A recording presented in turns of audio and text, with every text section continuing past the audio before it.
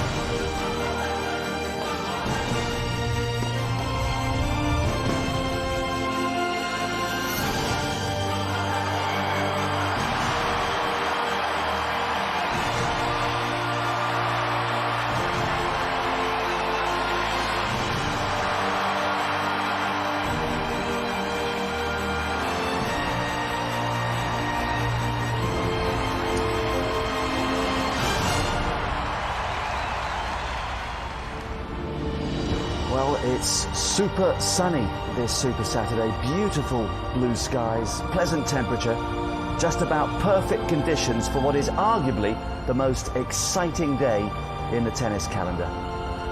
Welcome back to the Billie Jean King National Tennis Center in Flushing Meadows, New York for day 13 of the 2010 US Open. It's a case of quantity and almost certainly quality as well today, with Rafa, Roger and that US Open winning machine Kim Clijsters in action. We should not be disappointed. This is the plan. Hope you can stay with us throughout. Coming right up, the first of the men's semi-finals, it's Rafa and Mikhail Youzhny, followed by Novak Djokovic and Roger Federer. And then this evening, Vera Zvonareva, who's caused a little bit of a stir by getting through to her second successive Grand Slam final, up against the defending champion Kim Clijsters. Live coverage of that from 1 a.m. Sky Sports HD1. You can also see these matches in 3D. Just go to the website skysports.com/3D pubs. And of course the men's final tomorrow, 9 p.m. again, Sky Sports 1, and also available in 3D. Will it be the neutrals' dream, Rafa against Roger? We will know sooner rather than later. Annabelle and Greg are poised for action. Annabelle, it's a long wait for the ladies today. Does that present any specific problems for them? Well, it is quite a long time to be waiting to play your Grand Slam final. For Zvonareva at Wimbledon, she knew it would be at 1 o'clock in the afternoon, and you know, you have your preparation in the morning and you have something to eat and then you get ready for it. So it's a long day wait, but you know, at least they know when they're going to play, unless the two men's semis go absolutely, you know, the full distance epic 5-set thrillers for 5 hours. So I think it's quite good, and I think for Clijsters, you know, she finished later than her opponent, so it's given her a little bit more time to recover, because that would have been quite an emotionally draining and physically draining match against Venus Williams. And you know, I think that's what's interesting about the way that they do things here at the US Open, is that you know, you have no time to recover. At Wimbledon, they'd have had a day off in between and then get ready for their final. Here it's back to back, so even worse for the men if they'd gone the full distance in the semi-finals. It makes it difficult for them to come back out again tomorrow. So there you go, that's the way it is, but I think they'll be pleased if they get on at 7 o'clock. Yeah, okay, well there's a danger of it being Groundhog Day for Novak Djokovic, playing Roger Federer again for the 4th year running in the US Open. He's lost for the last 3 years. What's he got to do differently to end that losing sequence, Greg? Well, he's got to remember when he beat him in that Australian Open semi-finals in straight sets in 2008 and went on to win his only Grand Slam title. He's got to remember those moments. And the good signs for Djokovic is this week he has played very, very well. Very aggressive. He had the struggle in the first round, but since that he's been spectacular. The forehand has been firing, the serve has been working well. They played this summer in Toronto where it was an epic match where Federer just nudged it 7-5 in the third set. So he's just got to go out there with the belief, hope Roger gets a little bit nervous out there and can take his opportunity. But unfortunately for me, I think it's going to be Groundhog Day for him again. But he's got to forget about those past losses and just try to find a way to do it.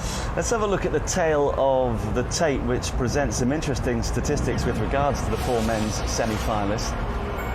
Now, Rafa and Roger have yet to drop a set. Rafa's only lost his serve once. That was against Verdasco in the last round. And look at the time on court differences. Usually, for example, 14 hours, 36 minutes, and Roger and Nadal, less than 9 hours to get this far. Well, that is quite an extraordinary statistic. It just shows how well he's playing and how motivated he is and how well he does at managing his time and his physique and his body throughout a Grand Slam tournament. I mean, he's looking so much more secure than he was at the beginning of the year when, you know, he was looking much more vulnerable. The forehand was flying a little bit more, and there were certainly times when he thought, oh gosh, you know, he's really not quite the force that he was. But actually, he's looking better than ever, more controlled, more confident, and as I said, very, very motivated at these championships. Yeah, and looking at that one stat about Rafa having lost serve just once, he could be on for a record here. Roddick holds it at the moment, losing just 5 games when he was champion in 2003. Well, I don't really think he cares about that record so much. His record he wants is to win this US Open title and become the second youngest man in the history to win these championships and the youngest in the Open era. So that's what he's looking at. If he loses serve 25 times, he doesn't care. He just wants to win the trophy here. Okay, well, it is time to focus on the man who is just 2 wins away from a career Grand Slam.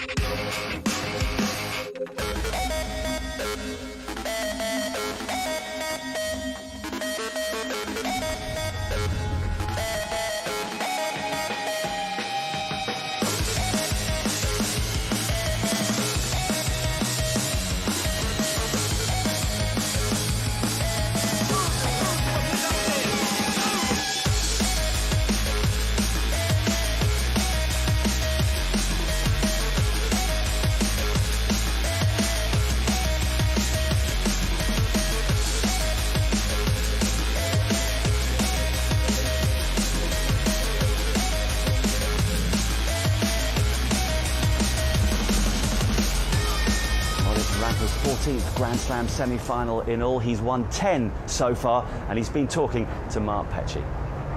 Rafa, into the semi-finals once again here at the US Open. You must be thrilled. Well, very happy for sure. It's a very good news being semi-finals for the 3rd time. Right now remains the more difficult thing, but I am here playing every day better, and that's very positive thing, and right now remain the more difficult thing. You must be delighted with the way you've served. You dropped serve just once so far in this tournament. Is it the best you've ever played here in New York? Maybe. I think in 2008 I arrived very tired, but my level was high too. No? So probably here I didn't arrive playing that well, but I worked a lot to improve the level during the tournament, and I think I did. And right now I am there, and we will see what happens. And Youzhny is your semi-final opponent. You obviously lost to him here before. You know, what problems can he cause you? A lot. No, he has a very compact game, very good forehand and back, and very flat shots, long, and it's difficult to have the control of that shots. On him, the important thing for me is try to play aggressive and pull out him of his right position to change the directions and the rhythm of the ball. So that's what I'm going to try. Good luck for the semi-finals. Thanks a lot. Thanks, Rafa. Cheers up. And the moment he leaves the practice court where that interview was conducted, he faces a throng of youngsters and older people as well who just want a bit of Rafa. He remains supremely popular. Not giving too much away there. Greg may be playing his best tennis at the US Open, and maybe not. Well, I think he is playing his best tennis I've ever seen him play at these championships. I think he's fresh, he's serving so well, he's moving better, he's taking the return to serve earlier. There's no question he's playing better, but he's very good at the game of not putting any pressure on himself. He always used to say, oh, Roger Federer, he's the best player ever. No, I'm just happy to be on the same court as him. And, you know, he knows how to deflect it, he knows how to manage a Grand Slam, and you don't win 8 major championships at such a young age. So I think Rafa's pretty confident, and I expect him to win in straights today. Okay, well, let's see how Mikel is feeling ahead of this match. He's also been talking with Mark. Mikel, congratulations back in the semi-finals. That must feel great. Yeah, I feel good now, after good wins yesterday, so everything good. And how well do you feel you're playing? I mean, it was a tough match against Wawrinka. I mean, is it easy to tell how well you're playing when the wind is blowing like it is? No, of course it's tough condition, I think, for all players because it's pretty much windy and they really play really tough, but we all have the same conditions, so I will see. And excited about playing Rafa. How do you think he's playing? Everyone's talking about how well he serves. He's only dropped it once. Do you think this is the best he's played in New York? Tough question because I didn't see a lot of matches his, but he beat all players in 3 sets. I know he lose only one his serve game, but we'll see. It's tennis. Any experiences you can draw on from your previous time here in the semi-final? Previous was 4 years ago. Now I'm another player. I think it's another time, and we'll see tomorrow. And what do you have to do well against Rafa? First of all, I have to enjoy to play. Good luck. Thank you. Thanks.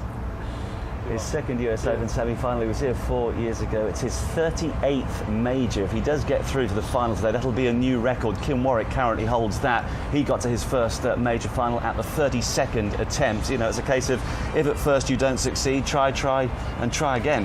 Well, he's been around for quite a while now, hasn't he? And, he's such a beautiful tennis player. He was somebody who had enormous potential when he first burst out on the scene, and then he kind of floundered a little bit, as we've seen many times before with very talented players. And now he seems to have really just got his game together. He's so smooth. I mean, he's such a great sort of striker of the ball. And as Rafa was saying, he can vary the pace, the heights over the net. He can flatten out the ball and really go for some great shot making from the back. He can slice that backhand.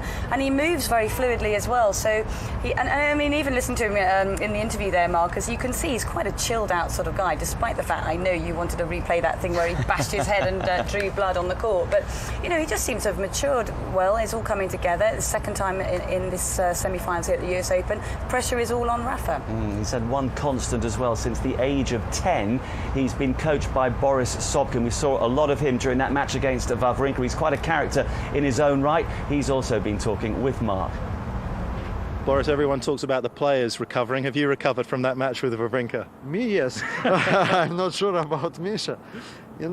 Actually, match was long, but it was tough to play because of wind. That's why rallies wasn't so long, because between them rallies could be much longer. So that's why I don't think Misha is really tired physically.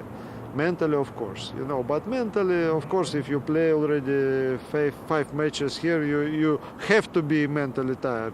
Everybody, even Nadal and Federer, everybody are tired, because the last 2 matches, it's the most important matches. So I think we're all in the same position.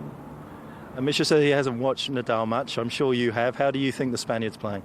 He really played good. Unfortunately for us, he really played good.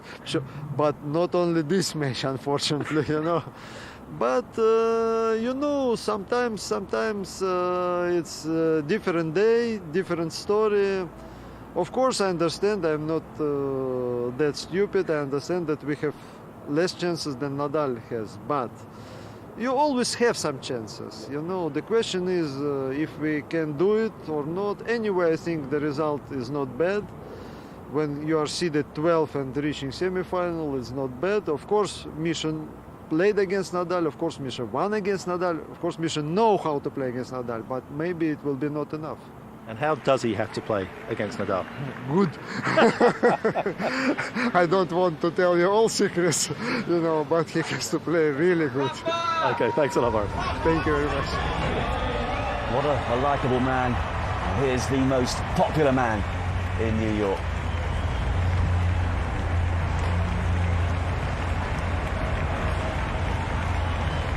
Youzhny already out. Interesting to hear Sobkin there saying, Rafa's playing brilliantly, but I guess that's quite clever. He's taken all the expectation off the shoulders of his man, Greg. Well, I saw Boris this morning because I went to go pick up some tickets for Oliver Golding, and he went to the man who gives him the tickets and shook his hand and said, "Thank you for all your help this week." So he said, "Hopefully we see you tomorrow." So he's not particularly too confident, but the one thing he said to me when I spoke to him was, you know, he has nothing to lose again today against Rafael Nadal. Against Wawrinka, it was a different story. It was a match where, you know, he expected to win because of Wawrinka's battles. Today, he can let it all hang out. He can go after, and he's got to have that police, as he did in 2006 when he beat Nadal. But unfortunately for Youzhny, Nadal has been sensational, having only dropped serve one time, as you pointed out. And the other thing is the conditions are still a little bit breezy here, and physically, Nadal is fresh. And when Nadal is fresh and has a goal, it is a big ask. Physically fresh. Solkin was saying there that all the players left are going to be mentally tired. Would you go along with that? Well, the problem you have is you're talking about Nadal and Federer and Djokovic who are left, who have all won major championships, so they know what it's like to win a Grand Slam. Nadal's done it 8 times, Federer's done it 16 times. So yes, they know how to handle that expectation. They live for these semis and these finals of winning major championships. So the one who's at the slight disadvantage is Youzhny, because Nadal's done it. He's got the T-shirt. It says 8-time Grand Slam champion. Youzhny has only won 5 times at a major event. That said, Annabelle, Rafa is still waiting for his first US Open, and he knows that if it comes at Youzhny's expense today, he becomes only the 7th man to have completed the career Grand Slam. So there is that little extra pressure on his shoulders here, isn't there? Well, no question about that, but I think he handles pressure exceptionally well, and he's always, to me, been a player that plays very much in the moment. You know, he doesn't think too far ahead. When the ball is on the court, he is only concentrating on that one moment in time, which is a rare sort of talent to be able to do that, and he's the most respectful player to his opponents out there. But I think, you know, that's what's keeping him motivated, and we've seen him make little adjustments and little changes throughout the course of the year, purely based on the fact that he does want to add this US Open title to his repertoire. So, you know, it's been fascinating to watch the little changes and flattening out the shots a little bit more, going deeper to the baseline, as Greg said, up on the baseline a little bit more, being much more aggressive, and he's added to his serve as well. So, I mean, look at him, he's like a caged animal at this situation in this at the start of the match, isn't he? Well, this is one thing that never changes, that the pre-match routine, the water bottles, and in a minute we'll get that explosive burst. Here it comes. We're actually not going to see it this time, but to the back of his baseline, Greg. Yeah, no, it is, and this is why people love him, because they can see that he's trying out there for every ball, that there's a desire, there's a hunger. He wants to be there. He wants to be in the big matches. And there's just a love. I mean, he's got the fashion statement, he's got the good looks, he's got all the muscles. The women like him, the kids like him. He's got everything. He is the full package. The only thing missing from the resume is this US Open title, and that's what he wants to add this year. And he's looking the real deal at the moment. I have been astounded and so impressed by the way he's played so far throughout these championships. And I think on top of that, he wants to say to everybody, hey, I can do what Roger Federer does. I can win 3 out of 4 majors in a calendar year.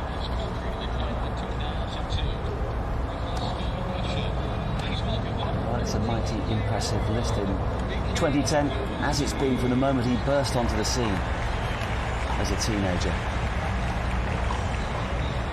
I mean, it has been quite a phenomenal year, and the other thing which has been very interesting for Nadal is he's changed his schedule a little bit. In clay court season, he took 2 weeks off, where usually he plays a little bit more. He's really timed it better and just been playing a little bit less and timing his schedule well, and that's what he's done so well leading into this US Open Championships as well. And as we see Michael Youzhny, who had a great run here, you know, having won on clay in Munich early this year, finals of Rotterdam, Dubai, semifinals here, quarterfinals of Roland Garros Miami. That is an impressive year, and he's back in the top 10 now, making this semifinals, which is excellent. From Youzhny today, we're probably going to see a little bit more variety. He's going to use the drop shot, the slice backhand. He's going to try to get Nadal in awkward positions, but it's very, very difficult to do. Well, he's looking to become the first Russian to reach the final at a Grand Slam since Marat Safin won the Australian Open in 2005. And also hoping to become only the second Russian finalist at the US Open in the Open era. Again, it was Safin who won the title here back in 2000. And it could be a glorious double with Vera Zvonareva up later on tonight. I wonder if we will be seeing Russian success both today and tomorrow, Annabelle. Well, it could be, Marcus, but I guess in my mind, you know, as Greg said, I just think that Nadal is looking sensational out here. I just think the way he's ripping his forehand, the sheer venom that comes out of that racket on that forehand side is quite something to see, and he's just moving well. He looks so much fresher. In the past, we always used to say, gosh, he just looked absolutely worn out by the time he got to the US Open, and because of the way he plays his tennis, it was taking too much out of him by this stage of the year, but he doesn't look like that at all this year. I mean, he just is raring to go. But we could be in for a shot maybe in the women's final. Well, interesting head-to-head record. We look at the figures, they're 7-4. OK, the last meeting at Wimbledon was extremely one-sided, but here, in the past, Youzhny did get the better of him. Well, the other interesting fact as well, because their previous meeting before that result, which Nadal won, Youzhny won in India, actually 11-1 against Nadal, which is an amazing result. And obviously, as you said, he beat him here in 06 in the US Open to make his Grand Slam semi-final here again. But it's a different Nadal. I mean, we looked at Toronto and Cincinnati leading up to this tournament. It is a totally different Nadal. He's added 5-6 miles an hour on his serve. He looks physically fresh. He's moving better. He hasn't dropped a set going into this semifinal as well. And he's had top opposition there. You can see Simon, Lopez, and Verdasco. Very, very convincing road through there. And very mentally tough, playing the big points well. And this is the key for Nadal, is being fresh. This is the first time I've seen him at the US Open where he's fresh. He looks hungry. He looks eager. While at the same respect, you look at the match with Wawrinka. That was an epic 5-setter there. He should have probably finished it off in 3 or 4 sets, but when I was talking to Boris, he said to me, he knew he was going to win the match, but he just lapped in concentration. Every time he got a break up in that first and second set. And, you can't afford to do that against the Nadals, the Federers, the Djokovic's. And, he spent more time on court, 2 hours extra than Rafael Nadal as well. So, everything is conspiring against him. And on top of that, he's going to probably have to deal with the full crowd today who's going to be going for Nadal, because everybody in America right now wants to see Nadal, Federer make history and meet in a Grand Slam final for the 8th time and play each other in all 4 Grand Slams. So there's a lot at stake here, and the public in America want to see history, and everybody wants that epic matchup. Well, Youzhny has said, I'm quite happy to be the bad guy. I'd like to spoil the party. It's going to take quite something. I sense you're both going for a straight sets win for the Spaniard here. Straight sets wins, but interesting. It's going to be tight in a few of the sets, but Nadal to come through. He just played the big points magnificently. Well, it certainly feels that way, but why don't I just go against Greg and just say he might sneak a set here? That's going out on a limb. That's a possibility. Okay, well, it's the start of a great day. Not before 7:45 UK time, the second men's semi-final featuring Novak Djokovic and Roger Federer. And then in the wee small hours, we've got the women's final, Vera Zvonareva and the defending champion, Kim Clijsters. But let's see if Rafa can take another step towards that career Grand Slam here and now. Up in the commentary box, Peter Fleming and Nick Lester. It's a very special day, isn't it, in the tennis calendar, this, on a very memorable date as well in the lives of New Yorkers. We have 3 acts ahead, the first of which will see if the current world #1, as far as the men's side goes, can reach US Open final #1. He has seemed these past couple of weeks like a real man on a mission, I feel, Rafael Nadal. Something to prove maybe to the doubters who have said that he can't win here in the quick conditions in New York. But what a run it's been so far. He has yet to drop a set and has really been relentless throughout his first 5 matches. Mikhail Youzhny, well, it's been a little trickier road for the Russian. A few ups and downs, notably in the last round against Stanislas Wawrinka, that 5-setter. How do you see it, Pete? Well, I think that, in fact, Nadal may have been aided this week in the severe conditions that we've seen here, the wind that was blowing for many of the matches that they've played, simply because he deals with that sort of distraction better than most every other player. I think Federer also. Ladies and gentlemen, the semi-final match is the best of 5 tiebreak sets. Usually, deals with it especially well.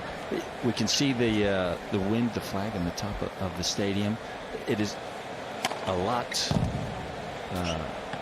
calmer than it has been. As you can see, it's half-mast, this being 9/11, of course. Kind of a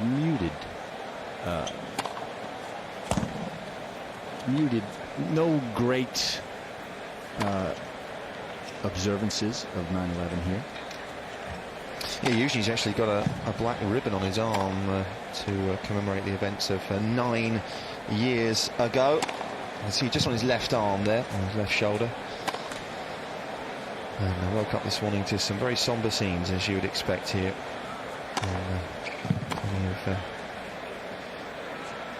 Memorials going on as you see the folks coming up Arthur Ashe Stadium. It's a fair way up, I can tell you, around here. And Jake Garner, the man who took charge of last year's final between Juan Martín del Potro and Roger Federer, you may remember.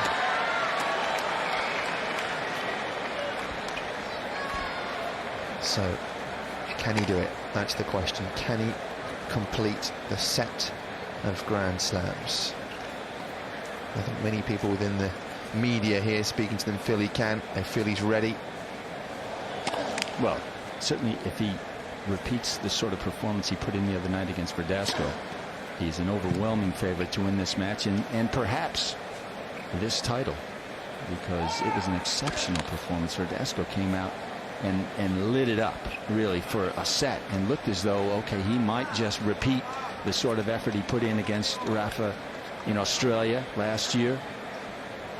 But Rafa broke back towards the end of the first set, and then it was one-way traffic. Well, Boris Sopkin, as Greg was saying, alluded to the fact that Mikhail Youzhny had a few lapses in concentration in the last round against Stan Wawrinka. You do not want to have too many lapses in concentration against Rafael Nadal, because the Spaniard will be onto you in a flash.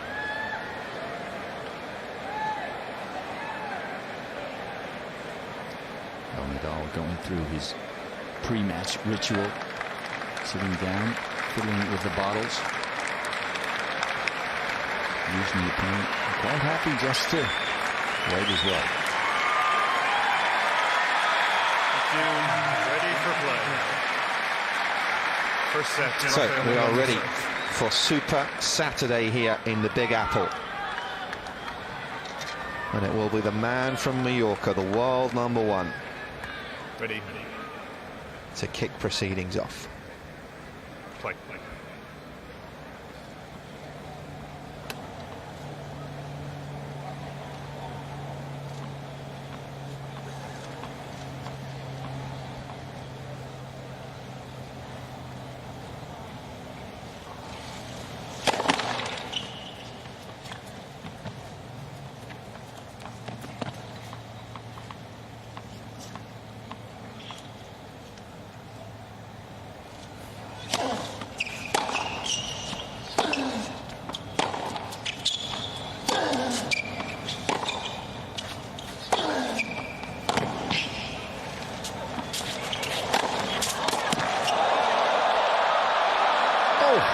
Just a fraction long.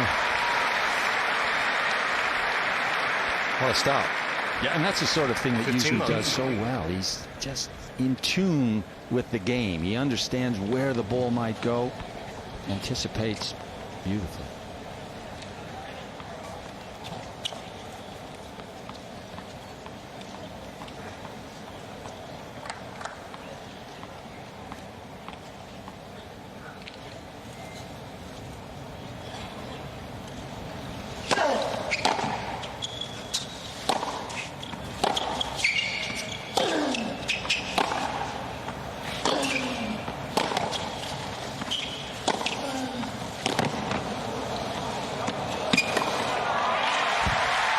Nadal into a pretty nice pattern already, working the forehand and working Youzhny over.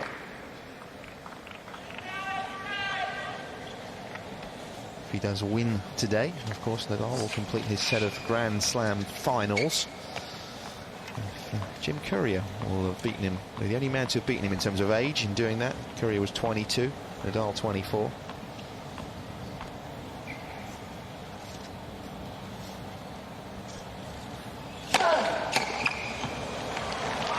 In fact, only 6 men in the history of this sport have reached all 4. I say in open era tennis have reached all 4 Slam finals.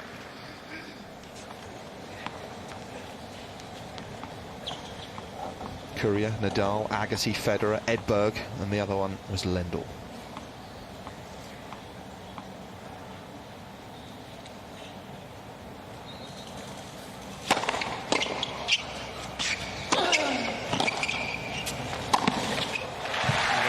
A brutal start. Youzhny on the run, early doors. Nadal on the board. It's interesting on that list. No Connors, no Borg, no McEnroe. A lot of great players. No Sampras. A lot of great players have failed to reach the finals of all 4 slams. He's lost a Spaniard here in the final. It was a Juan Carlos Ferrero. That was some 7 years ago, back in 2003. And of course, the man that beat him that day was Andy Roddick.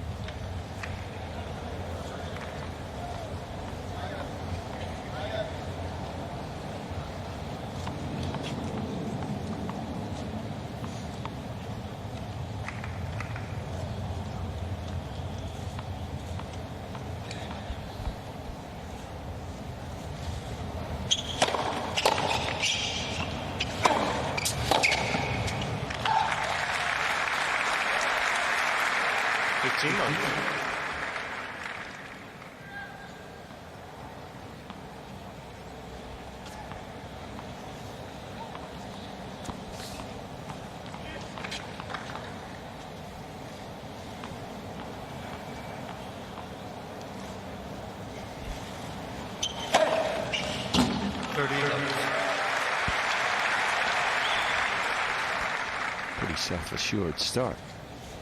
He's a very flat hitter of the ball, Youzhny. He can really generate the ball through the court, and Nadal's talked about the dangers of that.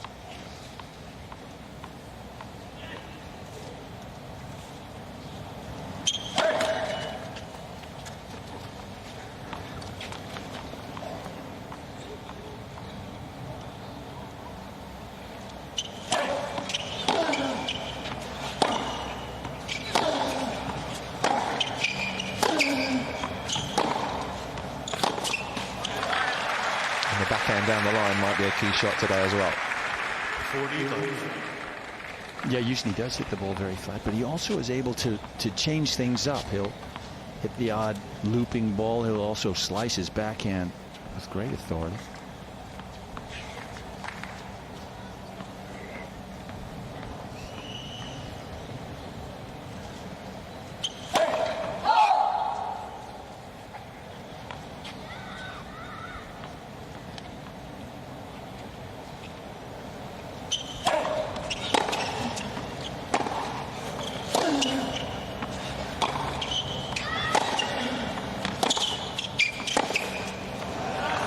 It's a very confident game, and the Russian will be very, very pleased with that.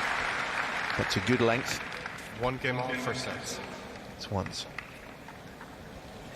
Yeah, and interesting there, because when Verdasco came out the other night, it looked like he was redlining it. You know, he played some sensational tennis, perfect tennis, in fact, for 3/4 of a set. Youzhny, on the other hand, appears pretty calm. He's just, I'm just going to play my game, and that should be good enough. Not many players come on court with that sort of attitude.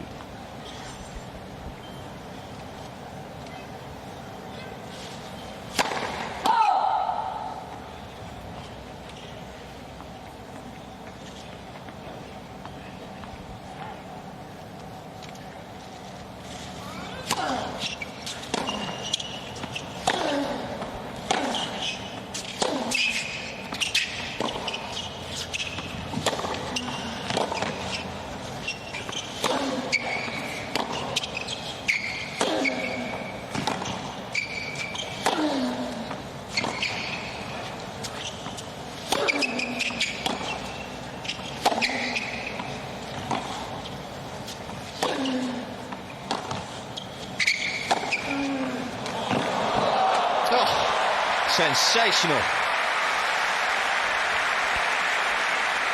Youzhny playing the role of the defender for quite some time. 15 love. Yeah, and it's a role that he plays very well. Well, nothing even he can do about an angle like that one.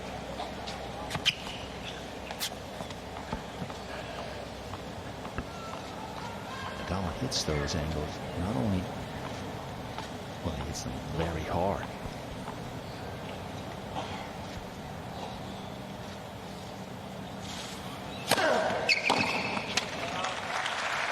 10 straight points on serve to open up this semi-final. 30 love.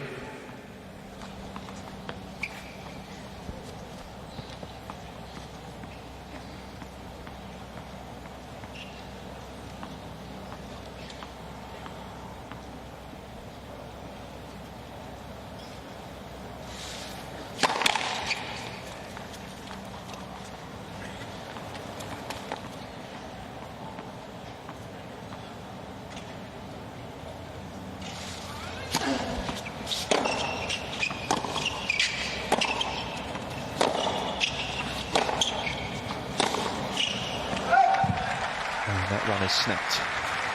What's been made this week of the changes to the grip, maybe in Nadal's serve. And so Nick Bollettieri talking earlier on, talking about maybe just a little switched, slightly more continental shape.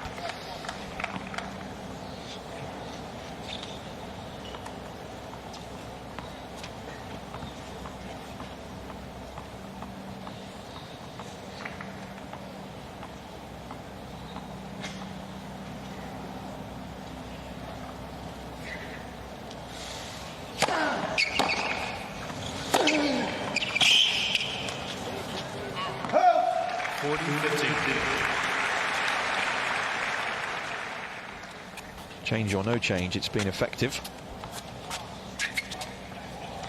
Well, it has. Didn't he serve a 135-mile-an-hour serve earlier in the week? There's coach and uncle.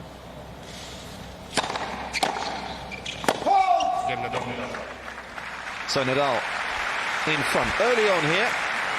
2-1 for the world number one. Nadal leads 2-1 in the first set.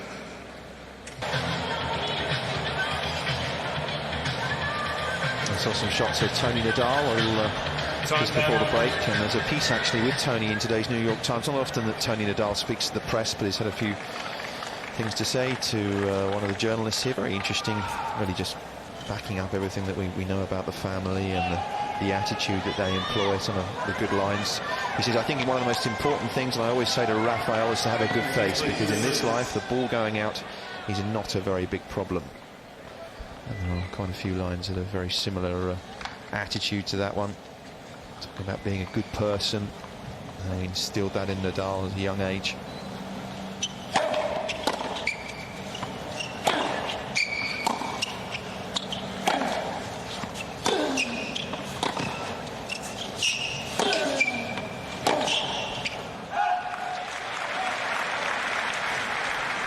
Yeah, and he's had such a powerful influence on Rafa. You'd have to think of him almost as a third parent.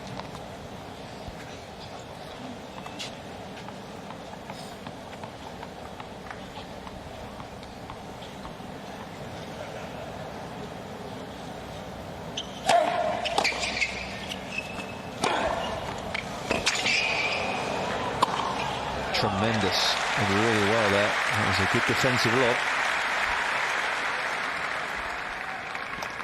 15. Yeah, very calmly stroked that high forehand volley away from midway between the baseline and the service line. Not an easy shot. He made it look very easy, though.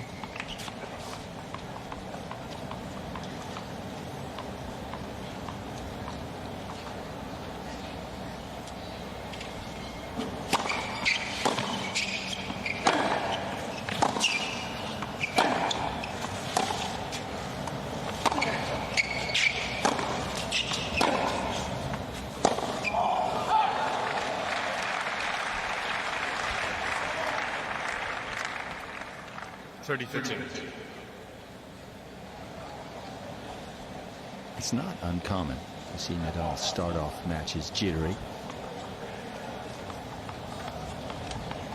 At the middle or the end of the first set, though, almost always in top gear.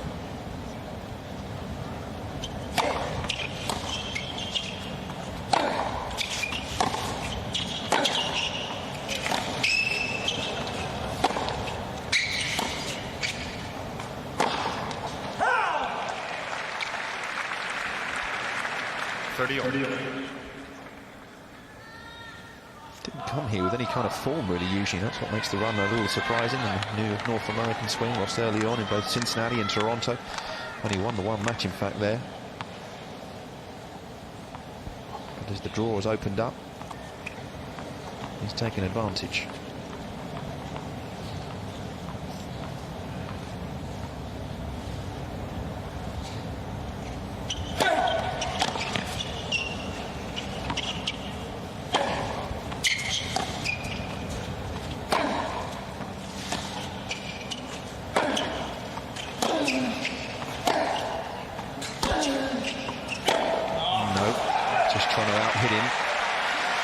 Finding trouble.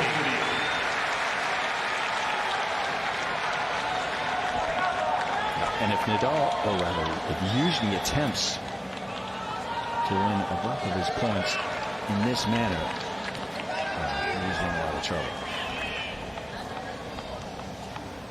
So, break point here for the Spaniard.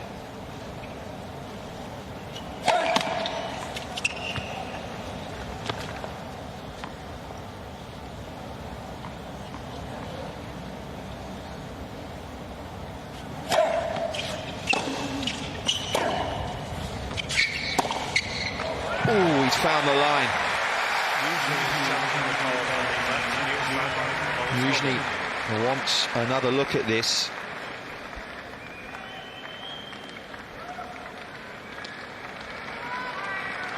But he's getting no love. Nadal is the first man to make a move here. And Youzhny, you could see, bitterly disappointed.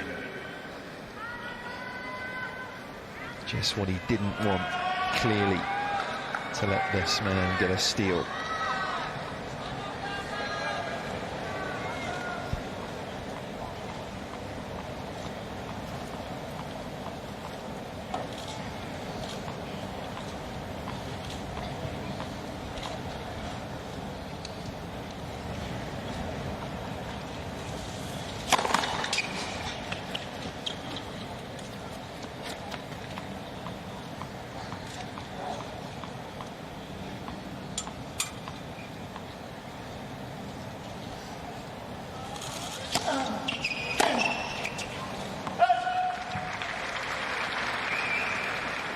Months. 12 months ago, Nadal was blown away on Super Saturday. Left for dead. 2-2-2. Juan Martín del Potro took him out.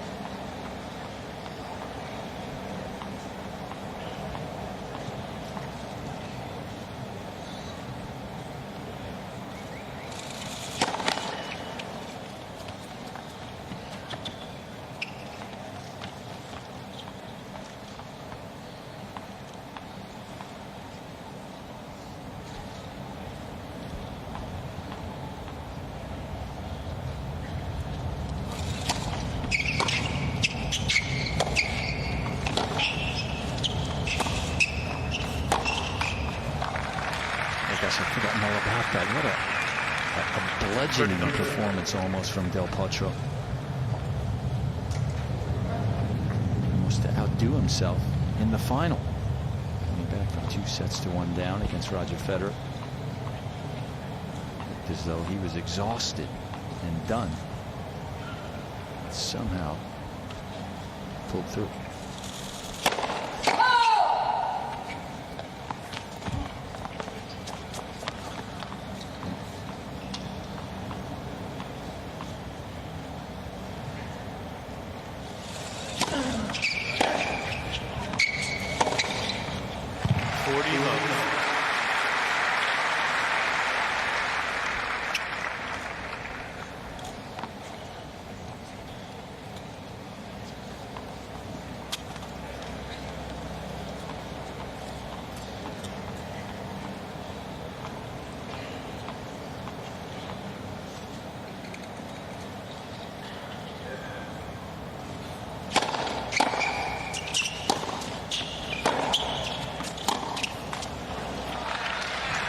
The second point that Youzhny's won against Nadal's serve.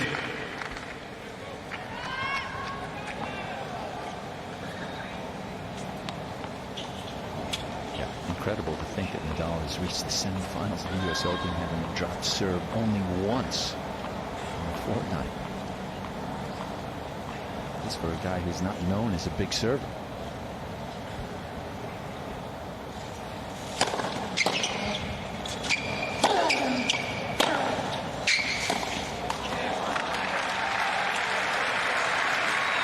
40-30.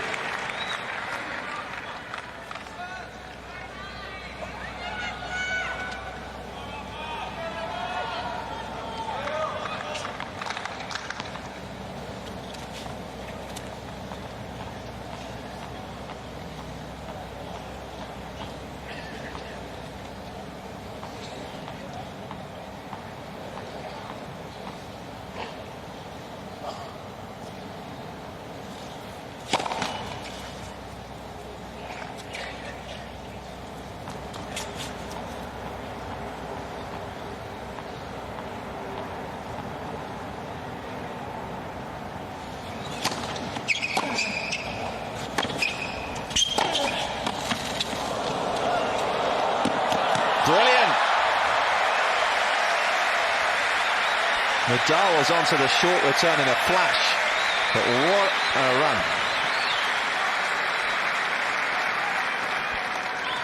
Yeah, and the drop volley perhaps given just a little too much air.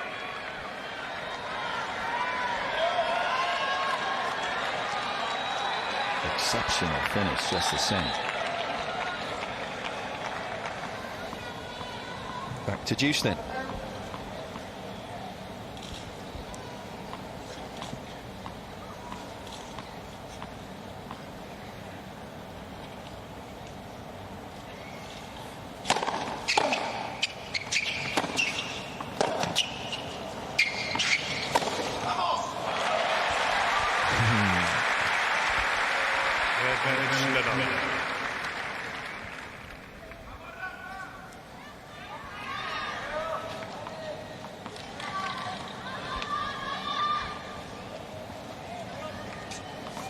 Carlos Costa, Carlos and Uncle Tony. Carlos is manager of Rafa. Former top 10 player himself.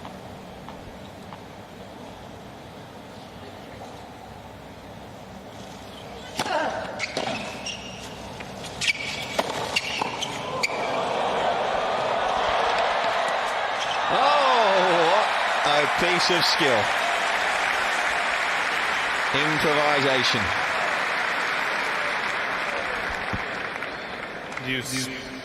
Yeah, and you can see that Nadal doesn't allow lobs over his head very often, because it looks as though he hasn't played that shot many times in his life. He is one of the game's great smashers. Gets back so quickly. Not easy to get a lob over his head.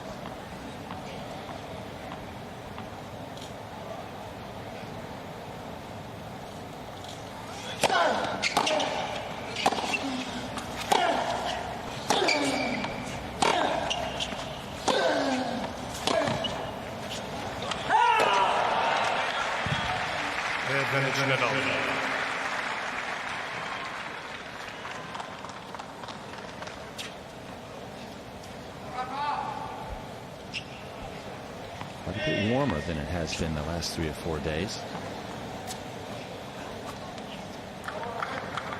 Now going to the towel often already.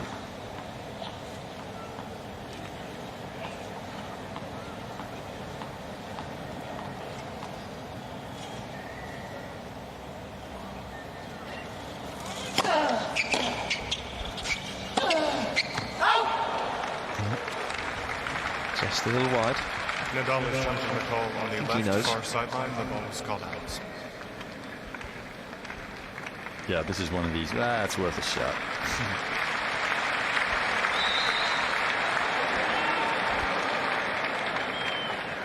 Deuce. Nadal has 2 challenges remaining.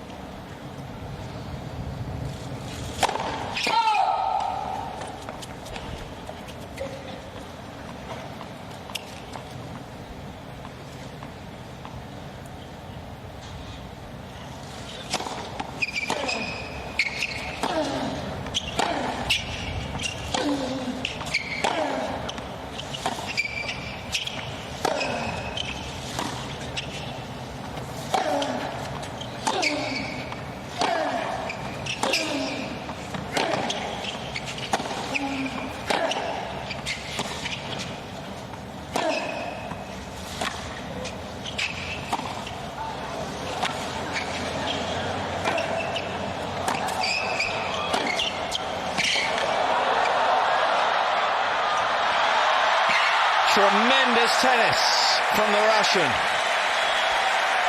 Matching Nadal from the baseline.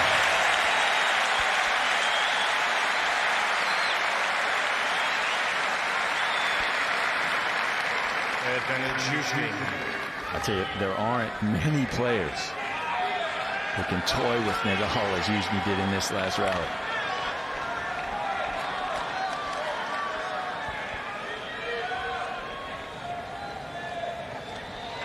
Goodness me, though, can he keep that level up? That's a huge ask. We know Boris can. Gosh, he's intense right from start to finish. Break point.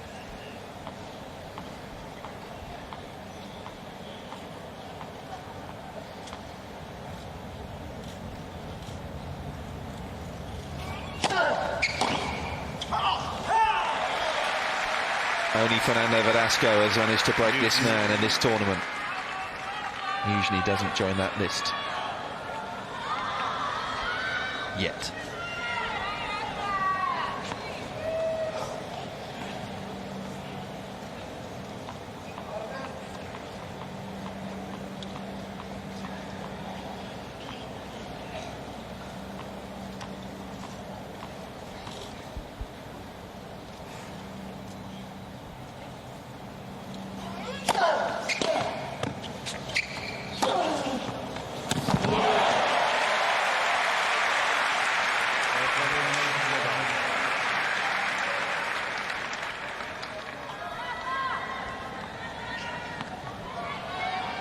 Well, this is one of the major reasons Rafa is Rafa. Forehand very often lets him down, or very seldom lets him down, I should say.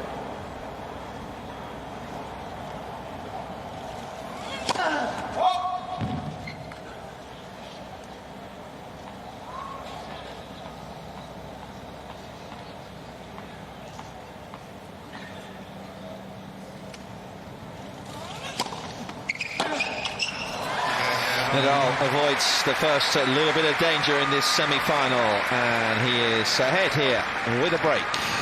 4-1. Nadal.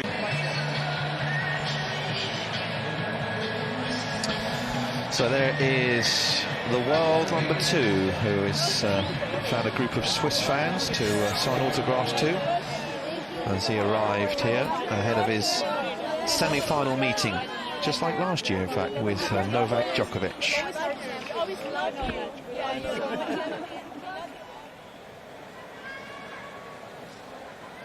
This man here, he's trying to be the villain to an extent, as is Novak Djokovic, in fact, and trying to stop a first Rafa and Roger final in New York. Seats, please. Thank you. Ready for play. 1-4.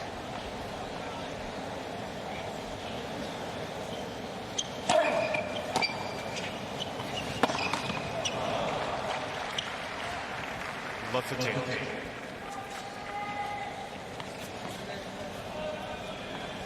There have been 7 Roger and Rafa affairs in finals of slams.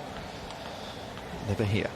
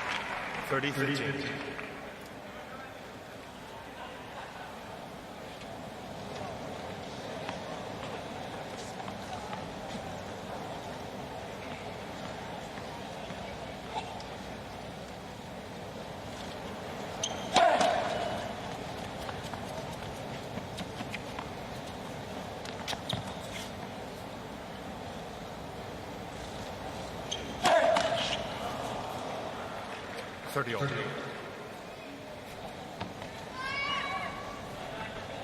And he started out pretty well, really, Youzhny today.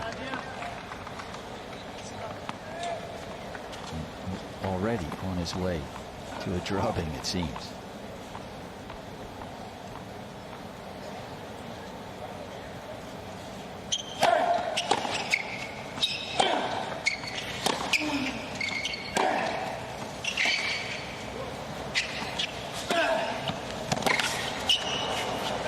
Did so well with the backhand that went cross court. I mean, Nadal's forehand had so much on it, and yet he was still able to get Nadal off balance right there.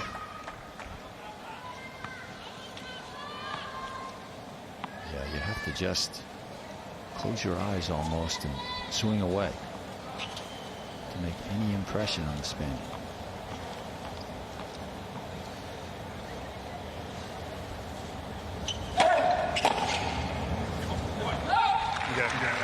And he narrows the margin of deficit here, 4-2.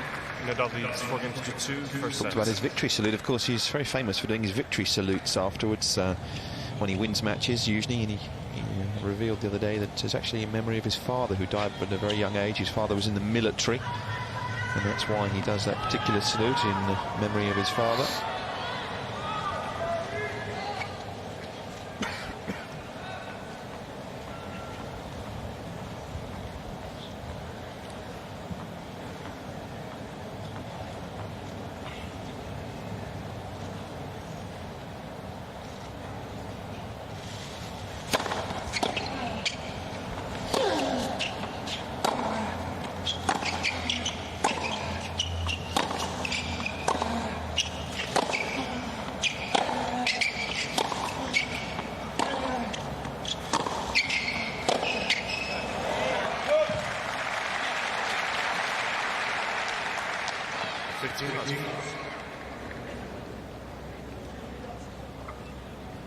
The forehand just has so much torque on it.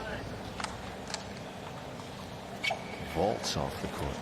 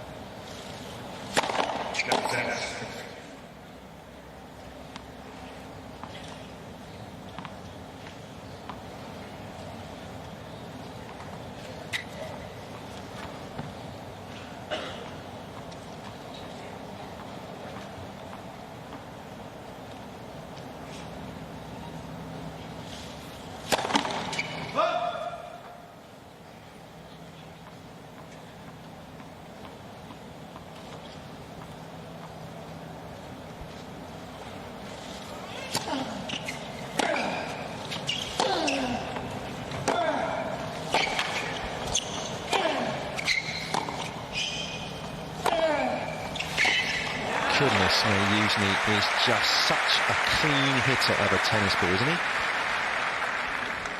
He really is. And 30-15. This is virtually his second winner in the rally, because Nadal somehow managed to scrape back forehand previously in the point. Not easy to beat a guy when you have to hit 2, 3, 4 winners to win 1 point. Well, virtual winners. Winners against anyone else.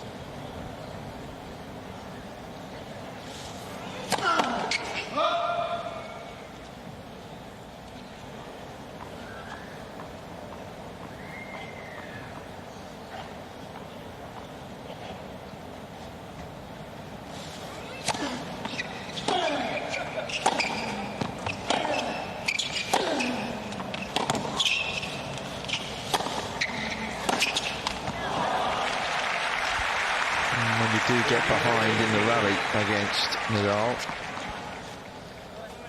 you're in trouble. Yeah, and he just wears you down, doesn't he? Doesn't necessarily hit a winner as soon as he gets the advantage in the rally, but hits 3 or 4 balls by the 4th one. You're nowhere.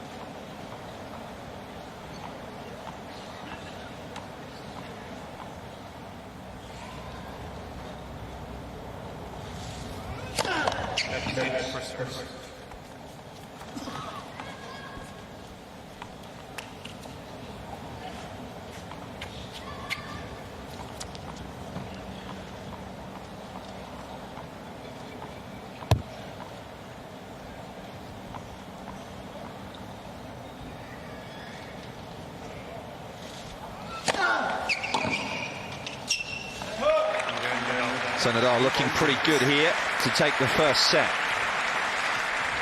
One more game required. Nadal leads 5 games to 2 for sets. Sensational sight from above Ash. Now, if you want to see the Speedway, which is on right now, just press the red button on your remote control. It's the Nordic Grand Prix. It is live right now, so just press the red button and you'll be able to see exactly what's going on there. But here, Youzhny is battling to stay in the first set of this first semi-final. Don't forget it's Federer and Djokovic, not before 7:45, the ladies' singles tonight, early hours of the morning in the UK. But is it mission impossible for Mikhail? Back up to the box, Peter and Nick. Yeah, some good signs for Youzhny. Even though he is down, he is playing some good ball. 2-5.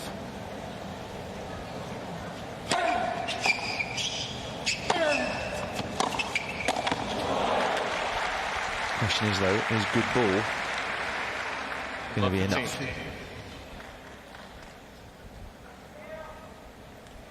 Well, if that's all he can muster, then he'll need help from this man who's showing no signs of cooperating in that regard.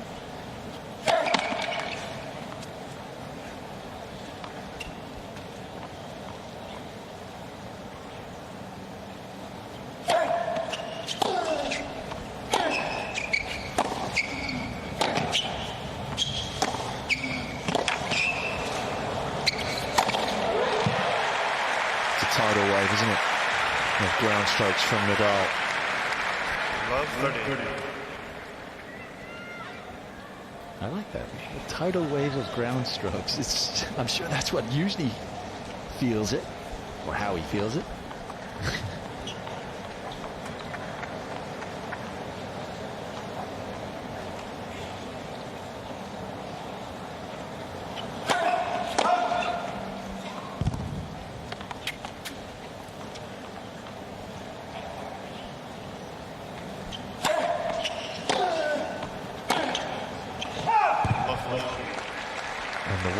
Is getting bigger as it hits Arthur Ashe Stadium.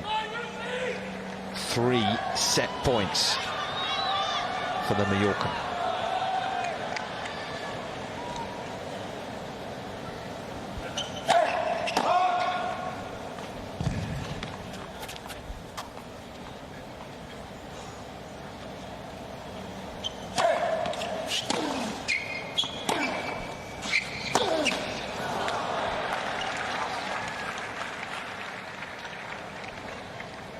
He was tested in the early rounds, Nadal. Gabashvili gave him a really good test in the first round.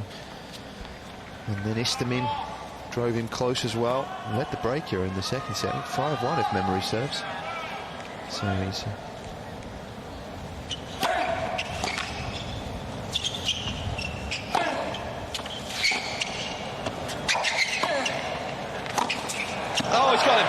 What a pass! There would seemingly be no way past Nadal. First set, 6-2 for the Spaniard.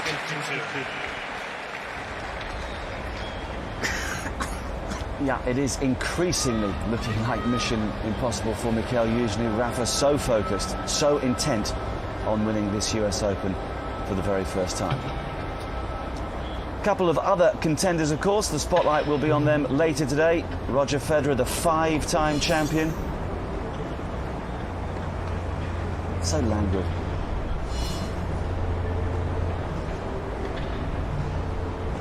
You wouldn't think he got a Grand Slam semi in a couple of hours, would you? Looks like he's having a little hit and he's popping down to the pub for lunch. And he's up against Novak Djokovic, who is hoping it's going to be a case of fourth time lucky, having lost to Federer here for the last 3 years. But his form since the first round has been mighty impressive. Not before 7:45 UK time for that second men's semi-final. And it's a beautiful day in New York. Calmer winds, warm temperature, bright sunshine, a near full house inside Ash. The vast majority of them already marvelling at what they've seen from Rafa. New shirt for him for the second set. Is it going to be the same old story? Back up to Peter and Nick. Seems to be the case here after the first set. 42 minutes though for 6-2, so a lengthy exchange. A couple of long games actually in the early throes of that set. It's been a career really about ascendancy, isn't it, for Nadal? First he was so dominant on the clay and then made the transition to be able to do it on the grass.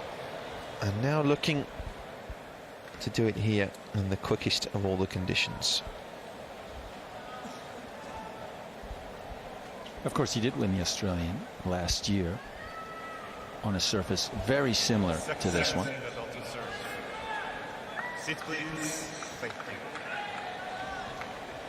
Yeah, what a couple of matches they were, those semi and that final when he beat Verdasco and Federer. Unforgettable.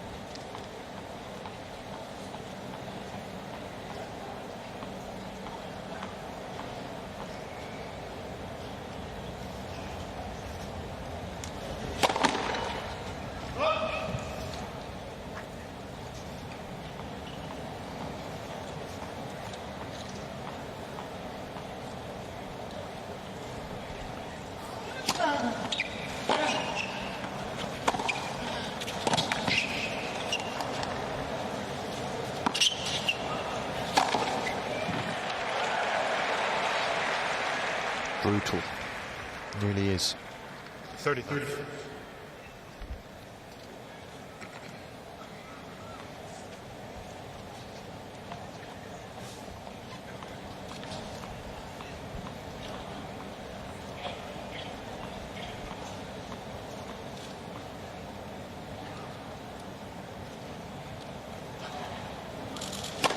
Next for serve.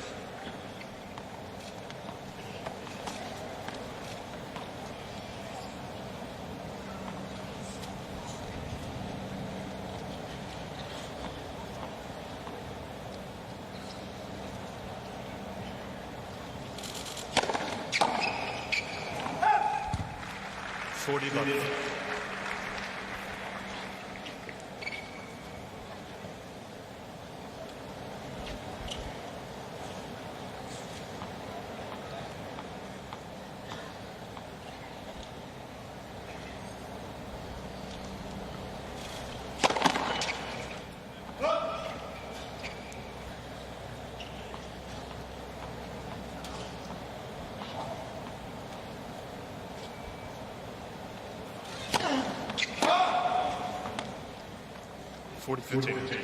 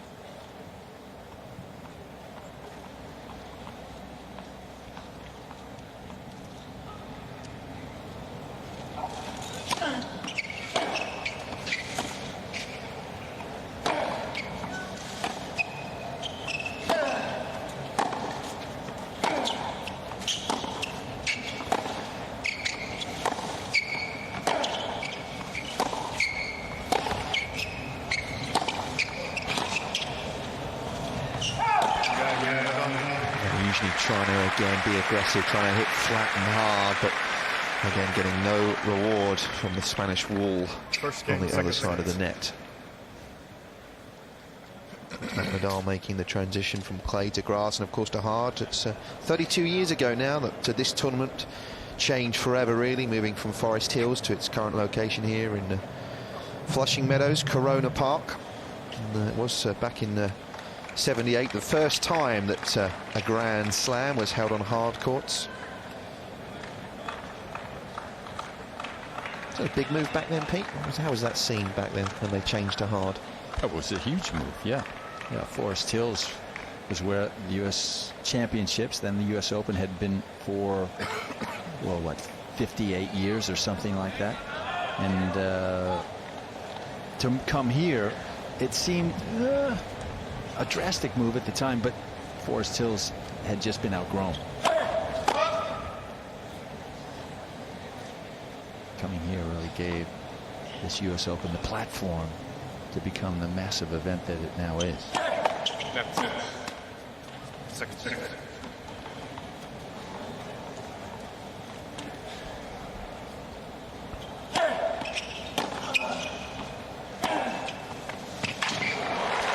Of course, back in '78, the finals were played in Louis Armstrong Stadium, which then was a 22,000 seat arena.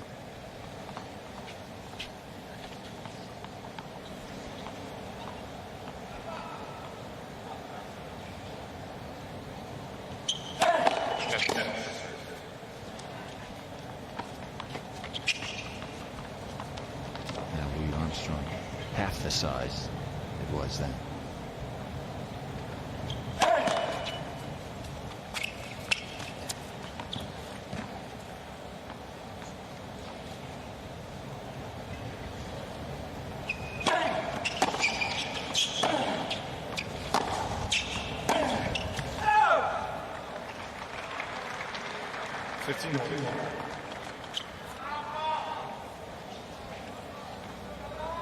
Yes, the whole night session thing that really is makes this event so great. That was first introduced in '75. They turned the lights on at the West Side Tennis Club, bringing a bit of revolution, if you like, to Grand Slam competition under the lights. Something a little different.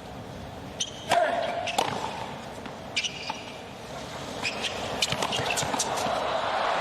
good 1-2 from Youzhny. Yeah, and he needs to figure out a way somehow to break up the play. And this tactic, achieving that objective nicely. But yes, of course, '75 was the first year that the U.S. Open was played on clay, which enabled them to have night sessions, because grass really doesn't cope well at night. Dew gets on it.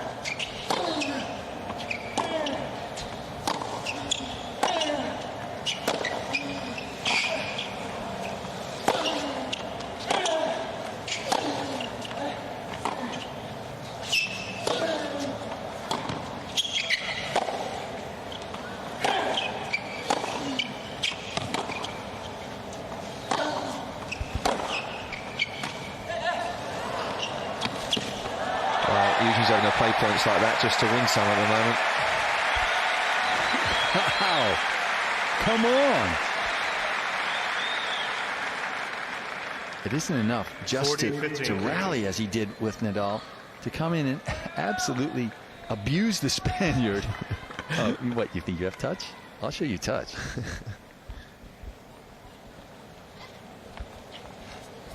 Having to maintain a high level.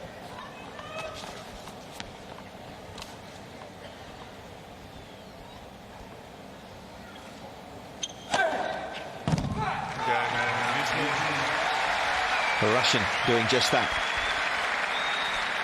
And a clench of the fist from the man that his coach calls Misha, so affectionately.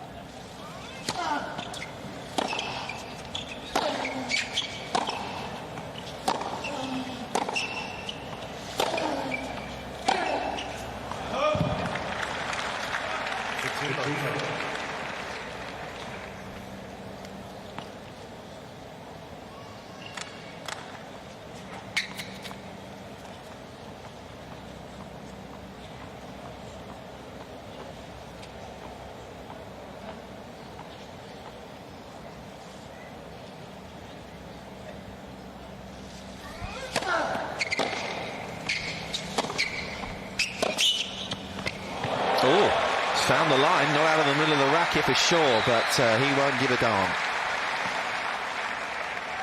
15.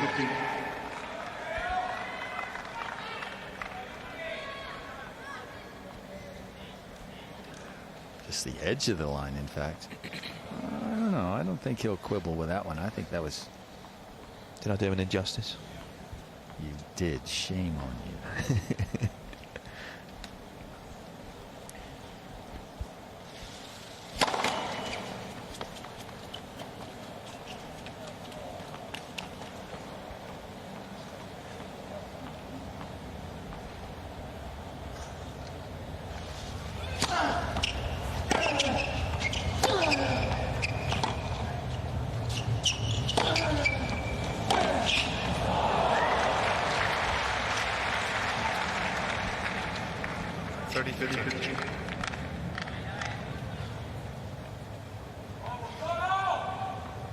We'll go into the top 10 after this run here. Will Youzhny. First time he's been there in a couple of years.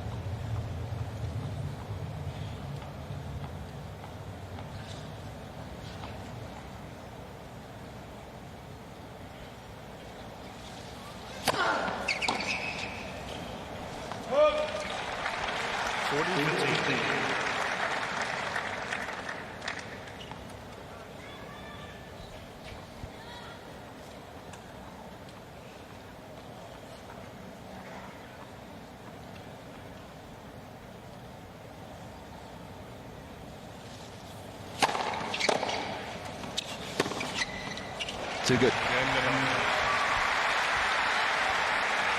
2-1 and a set for Nadal. Nadal leads 2-1, second set, and by 1 set to 0.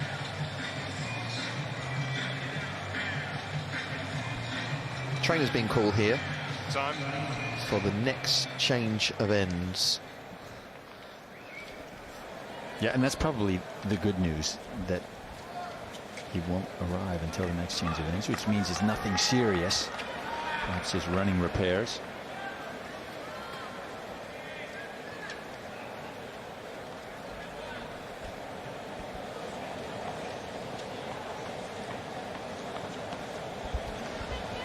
Done a bit of running, isn't he? Usually in this opening hour or so.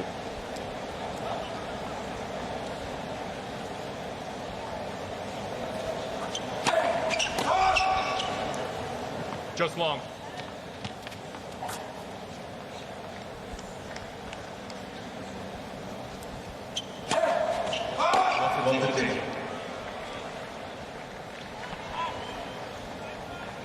So important against a guy like Nadal to get up in each individual game, get up 15 love, 30 love, because once you get down, love 15, love 30, very difficult to claw your way out of that hole.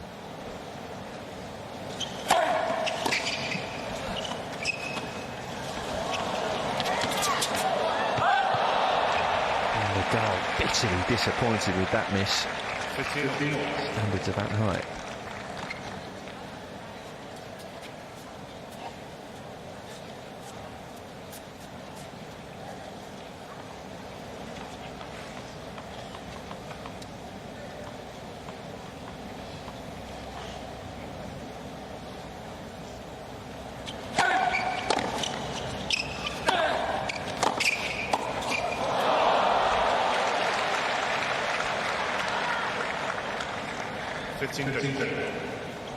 Such a difficult proposition coming in against Nadal, because watch, he hits this ball with power but keeps it so low, and Nadal's off. And usually can see that out of the corner of his eye and knows that the drop volley needs to be nearly perfect. Perfection, not easy to come by.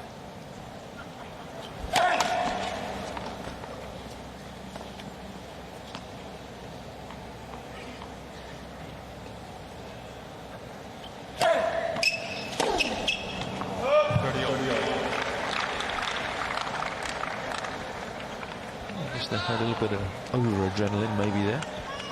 Seems to have just steady as a gift.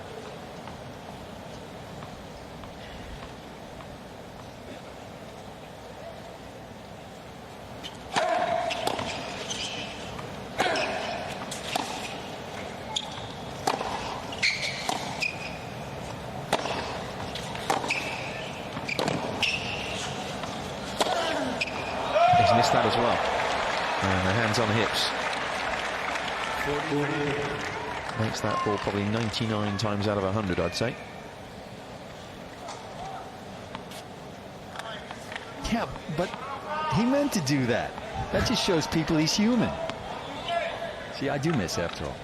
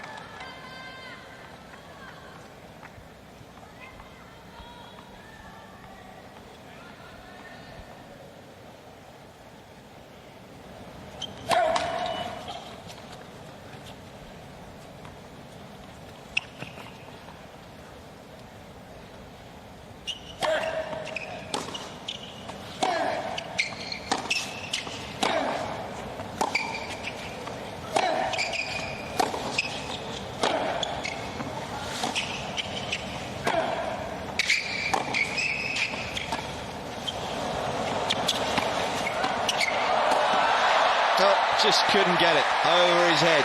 Nearly. Nadal shuts the door. Yeah, it was a wonderfully conceived rally, really, from Youzhny. Great anticipation. The lob just needed to be another 6 inches higher.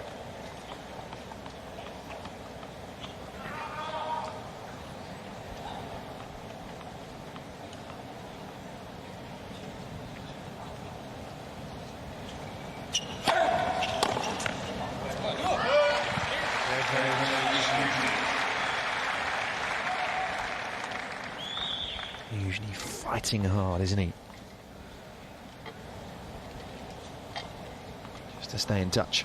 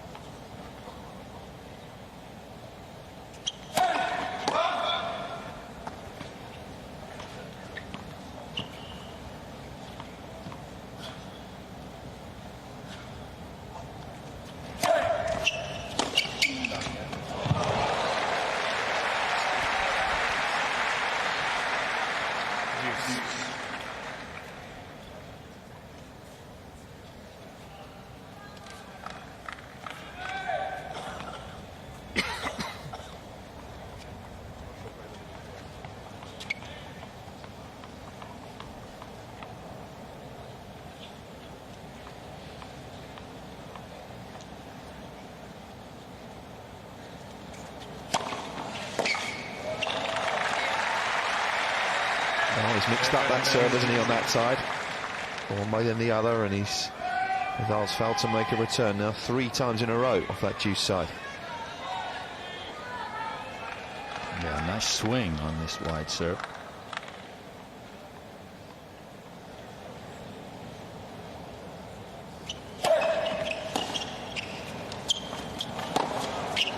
Usually call that a nice thing.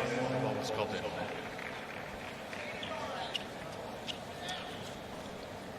Yeah, he didn't look too convinced, did he?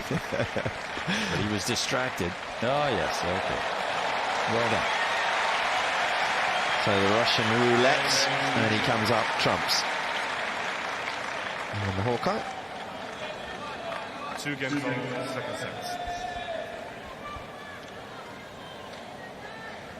Be a bit of a record if Youzhny was to turn this one around and win, because he's playing his 38th major, is Youzhny, and the previous record for majors without reaching a slam final was 32. Kim Warwick did it. He made 32 before reaching his first slam final.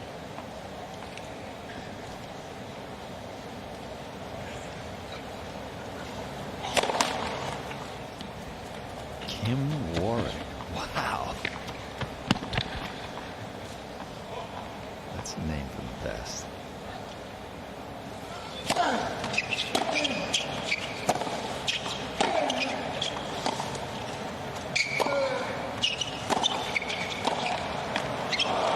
Enlighten us.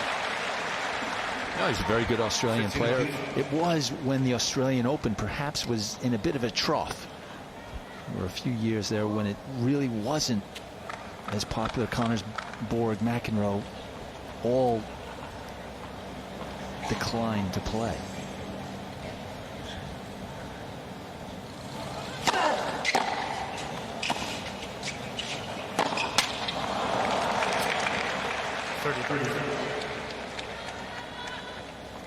But what an effort the entire Australian community made to resurrect that great title, and it is now well and truly one of the great events of the year.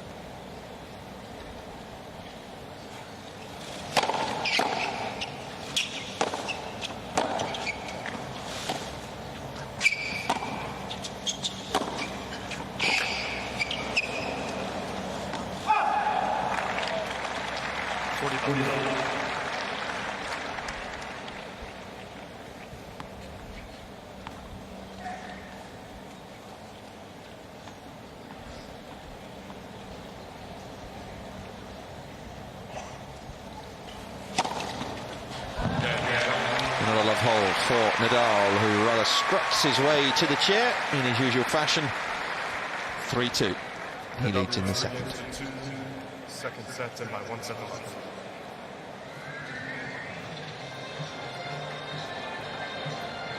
All right, ladies and gentlemen, let's see how long you did with our U.S. Open trivia. The question again, when did the U.S. Open move here to Flushing Meadows? 1968, 1972, or 1978? And it looks like 1978 moves the votes with 57%. The correct answer is... Yeah. We'll take a better call on this one. 1978. Great job. Yeah. So here we go. Novak Djokovic, I can tell you, has arrived here in the last 20 minutes or so. And there is the serve after his practice. Thank you. Cutting a smile. Good luck, Novak. You're going to be championship. Coming very much under the radar, hasn't he? Into these semi-finals. And giving his hat away. Very generous as well. Back here on Ash. Looks like Rafael Nadal is getting a little bit of treatment for a toe problem. A bunion or something. Or a little blister.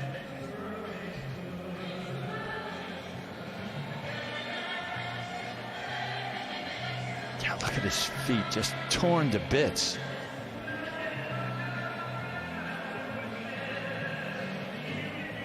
It's a bit like a rugby player, isn't it, in the scrum when they come out at the end of their career. Their ears are rather cauliflower-esque on the tennis players' feet. It's a battering, especially on this surface and especially with the heat that we've been having, because it does rub. And the friction created is very, very tough on the feet. Nadal will feel it more than most as well, given the nature of his game. Well, he also generates so much more friction just because his feet have to stop him from such tremendous speeds. Like a freight train jamming on the brakes, you know, I mean, that's... Or an inner city train, I should say. Who was the closest player to Nadal when you were playing, Pete, in terms of Bjorn attitude? Borg. Yeah. Bjorn Borg was as quick and as athletic as Rafael Nadal. And you know what? I'm not sure if there are any other players in my recollection who were in that league. And Michael Chang was also very quick. But these Borg and Nadal are just exceptional. And as a competitor, Connors, was Connors as good a competitor as Nadal? Well, you know, John McEnroe always said that if he needed one person to play for his life, it would be Jimmy Connors. You know, Connors didn't give away points. You know, it was just, forget about throwing away a game now and then. I mean, Connors was the most intense tennis player that I've ever seen. Nadal certainly is in that league, but you know, every once in a while he'll have periods where things don't seem to be, where maybe the effort is 95% rather than 100. You know, Leighton Hewitt might be the closest guy to Jimmy Connors in today's game. Well, Jimmy Connors, I think, has hit more tennis balls than anybody else this week, because he's been out there on the practice course every day. Yeah, he loves it. He'll only play an hour now. He's not, you know, that's enough. Just run around. He's had a hip replacement, so he doesn't want to overtax his body, but he loves it. So Nadal going for a full ankle taping.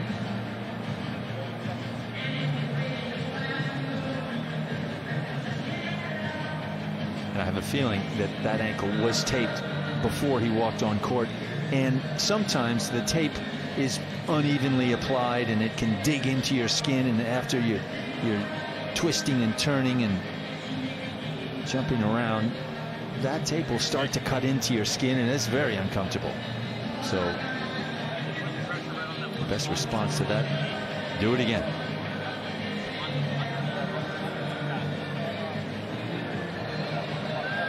Yeah, some quite extensive running repairs applied to Rafa's foot. And a little bit of a break. I'm sure Mikhail Youzhny will be grateful of the extra few minutes to sit down and gather his thoughts. And as you say, he hasn't really played badly, Youzhny, has he, Pete? Not at all. No, he's played well. But I think we're seeing Rafa right at the top of his game. I mean, let's face it, you talked earlier about, well, he's been tested by Gabishvili in the first round and Istomin, but he hasn't lost a set yet. I mean, it's like these guys have had to play their very best to get to a tiebreak.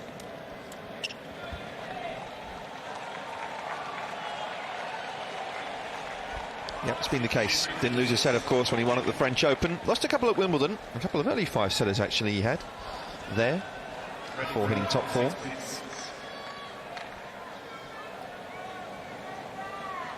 So the Russian playing catch up here. 2-3.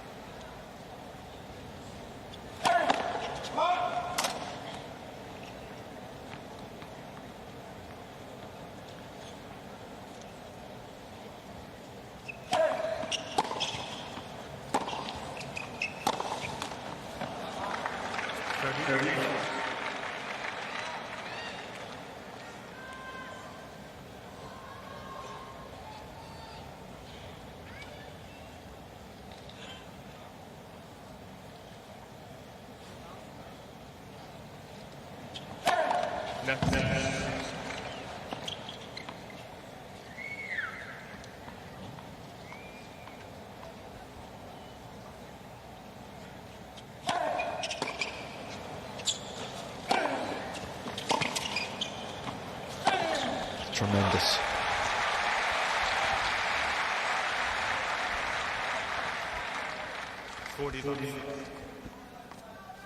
Yeah, it's an exceptional shot. Leaning backwards, well behind the baseline.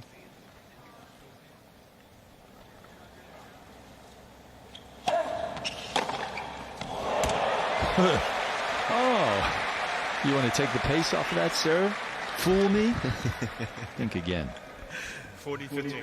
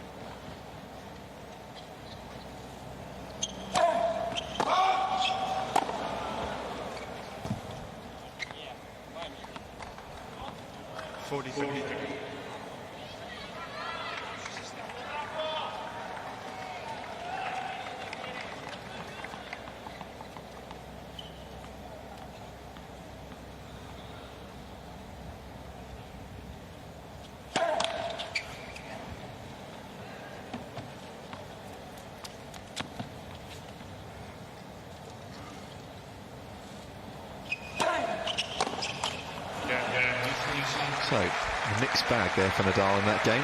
3 times he failed to make the return, and that gives Youzhny a little bit of breathing space.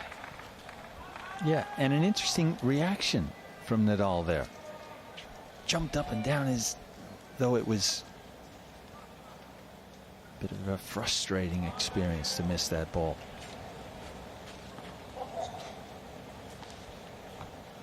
Something you wouldn't really expect as easily as he has progressed through the first set and a half.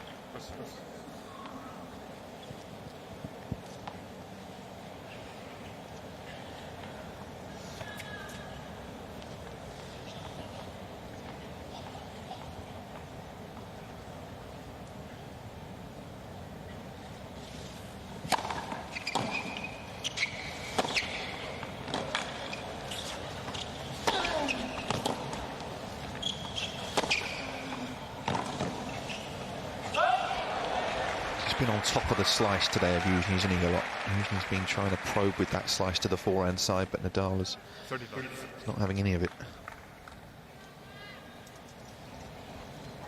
Nice little jump into the court. Wow. Is this on fast forward?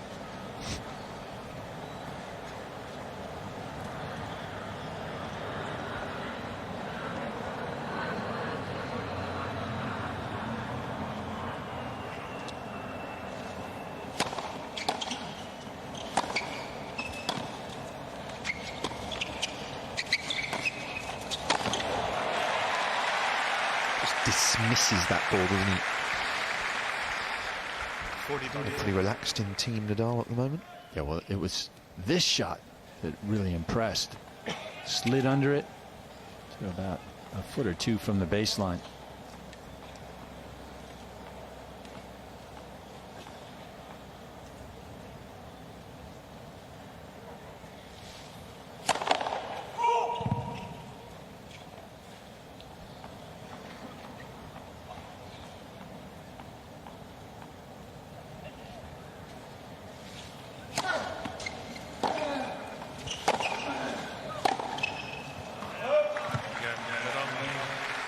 So Nadal once more holds to love. 4-3.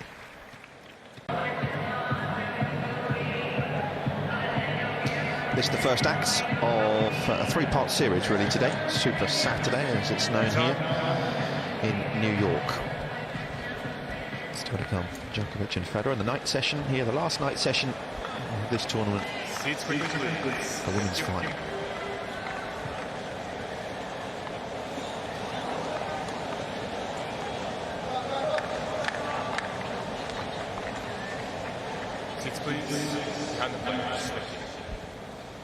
So usually trying to hang on. 3-4.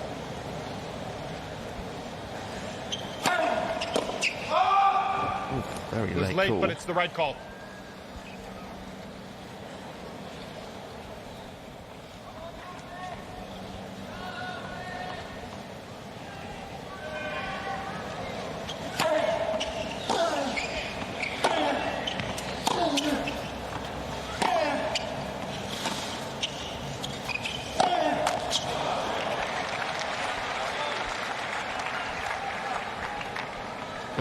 Love 15.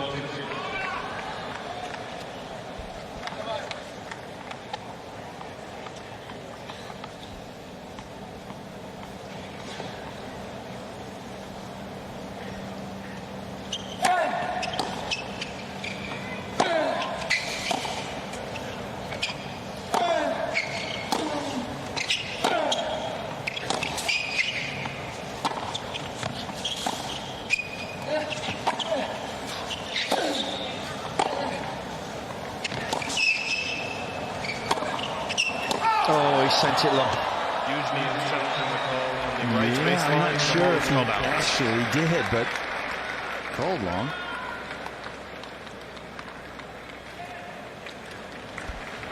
Big call. And sadly for the Russian, it's a bad one. Love 30. Youzhny has 2 challenges remaining.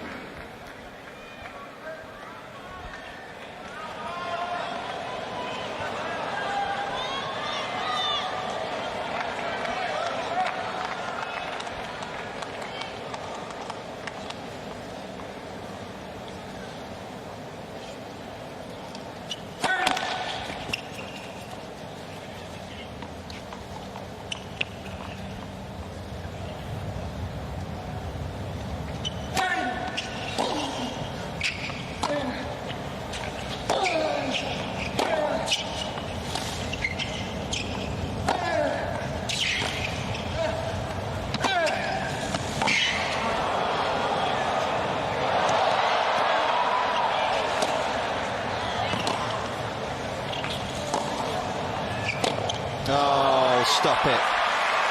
Amazing powers of recovery from the very best. Love 40. We've always talked about Nadal as being the best defender in the world. Well, there's a perfect illustration. Not only can he hit passing shots left, right, and center, but also when situations get even more dire, throw up a defensive lob. It's pretty dire here for Youzhny. 3 break points.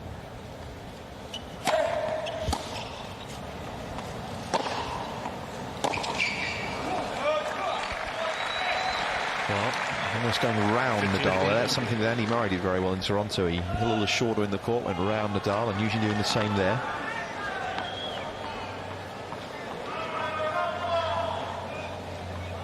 Nadal losing to Murray in Toronto, and then Baghdadis in Cincinnati in the semis. Looked out of sorts there.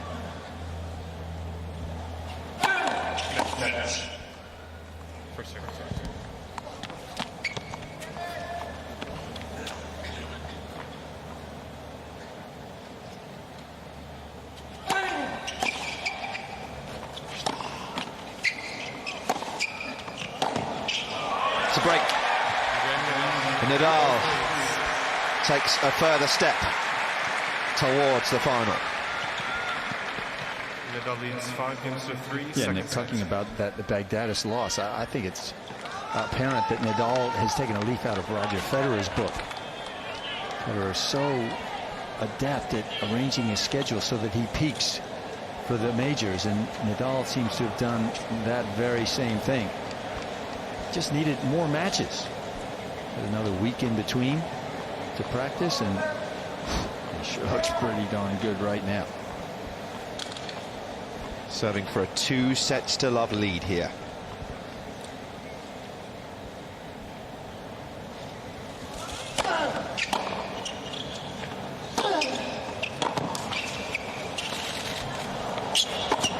Not that time.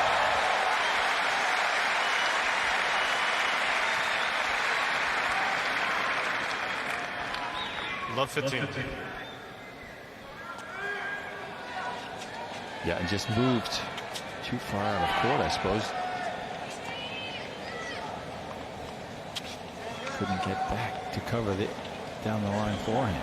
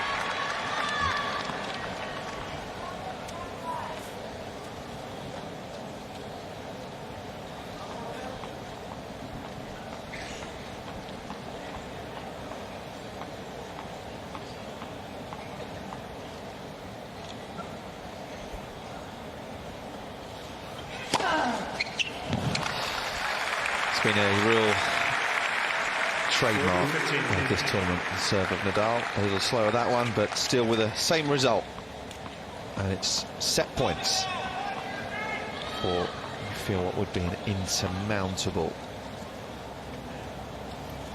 lead. It's just that Nadal is 1 set away here from his first US Open final. 2 and 3. He's in the driving seat. Rafa possibly just 1 set away from a place in the final. I can tell you that Peter Norfolk of Great Britain is already through to his final.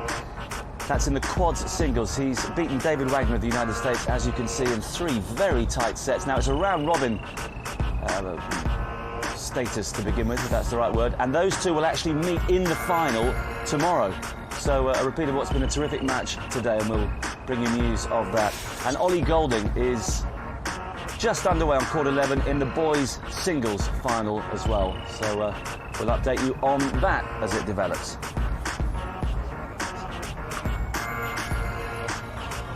boys doubles finals, I should have said there. It's a beautiful day. The sun's been beaming down, the winds have eased. It's not too hot.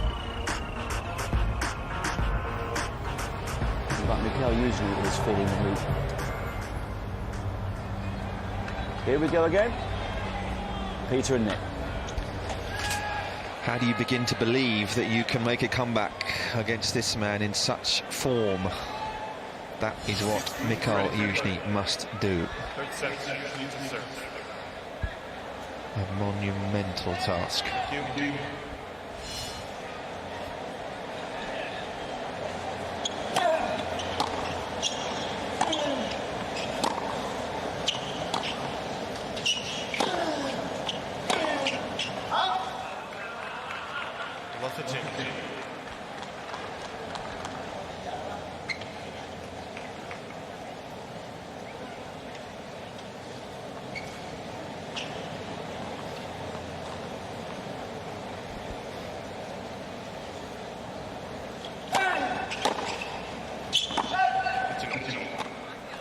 Without saying, we've just got to hang on here early doors in the third. Otherwise, Nadal is going to steamroll, you feel.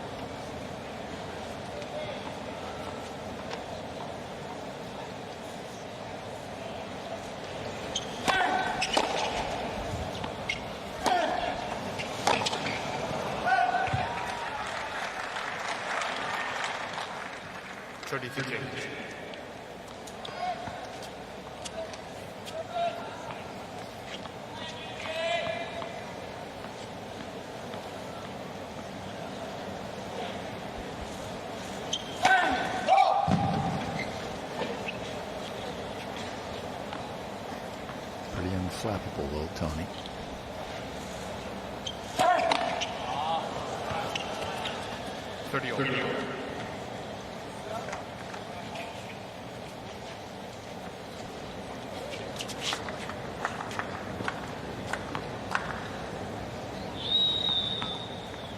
He was, of course, the man who got Nadal to switch hands in his racket when he was a righty. When he was a very young boy, he said, OK, we're going to get you playing left-handed.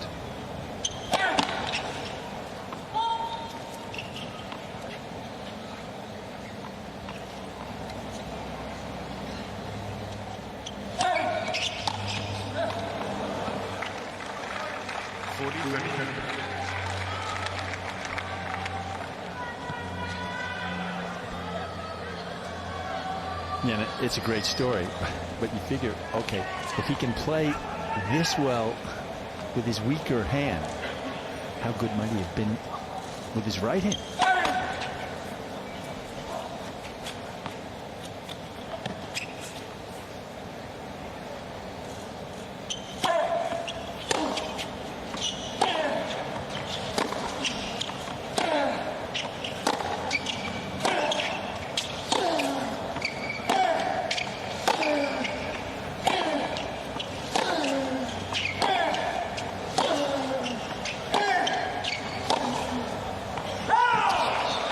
Good stuff from Youzhny. Yeah, I'm just going back to that. I'm just thinking the reaction of most sort of 8 or 9-year-olds that I know who would be playing with their normal hand and then be told to switch hands. No, exactly right. No, it's an incredible story. Pretty impressive numbers from Nadal. 4 unforced errors in the 6-3 set. And you know what? It's an incredible story from Nadal's perspective. It's also a pretty nice story from Tony Nadal's perspective, that he was able to instill the belief and the confidence in young Rafa that, no, don't worry, this is actually a good move for you, because there are very few left-handers, and left-handers have a great advantage.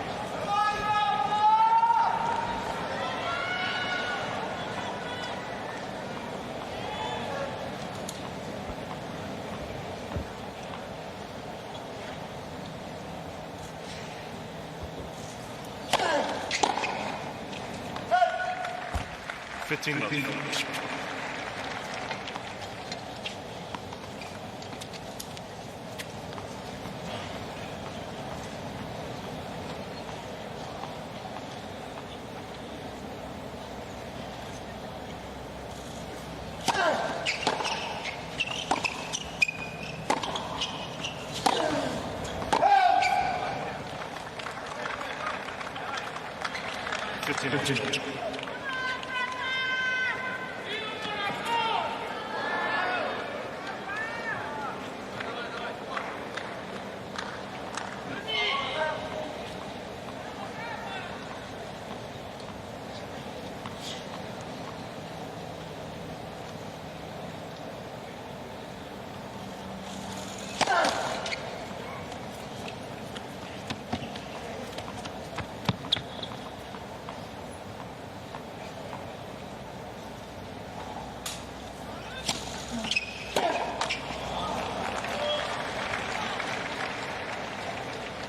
30-15.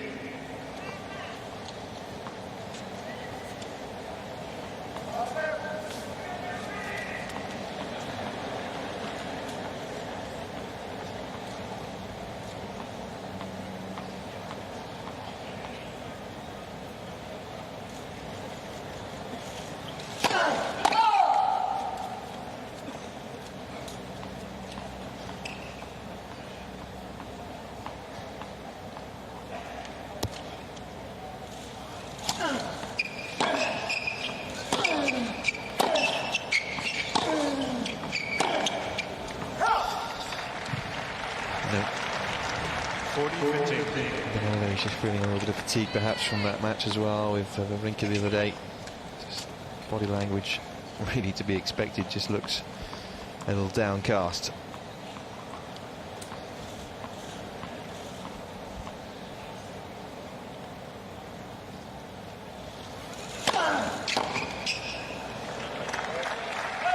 Hardly a surprise, is it? You played an hour and 38 minutes. One game all, good set. Feeling a little jaded.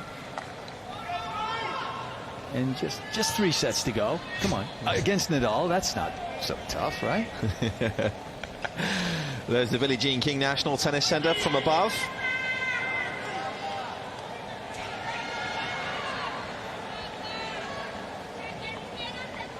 Arthur Ashe Stadium. What an imposing building this is.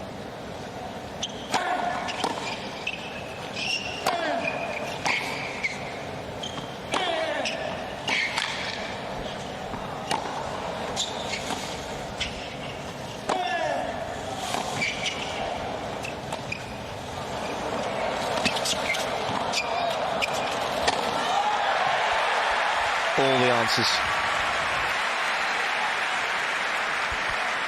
One step ahead. Lots of team. Yeah, and really, you don't want to drop shot Nadal to the forehand side because there are so many things he can do off of that wing. Of course, not easy to drop shot him either side.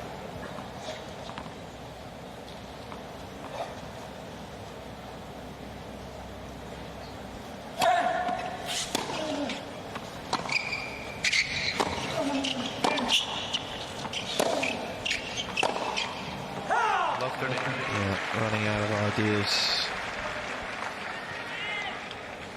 Not looking like a comeback is on the cards.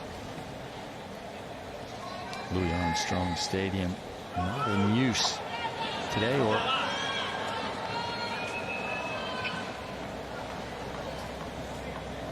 not at the moment anyway.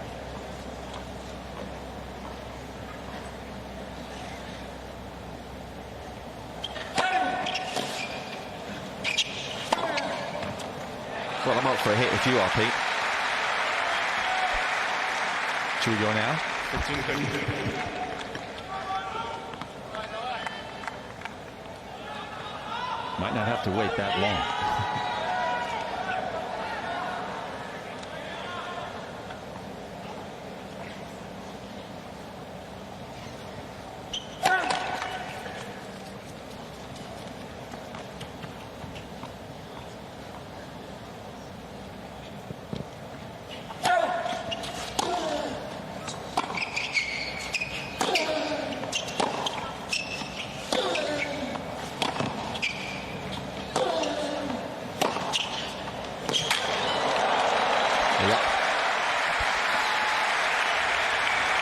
Rifles a forehand back behind his man. 30 all. Well, not often that Nadal gets wrong-footed. Not just a flat rocket.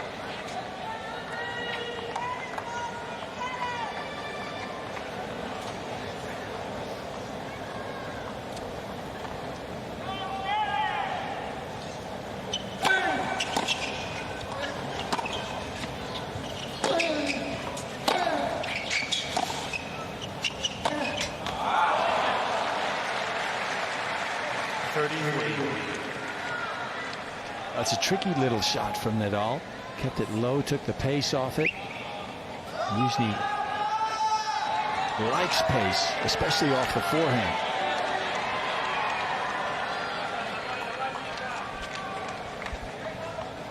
Already 2 sets up. He's got a chance to go a break up in the third.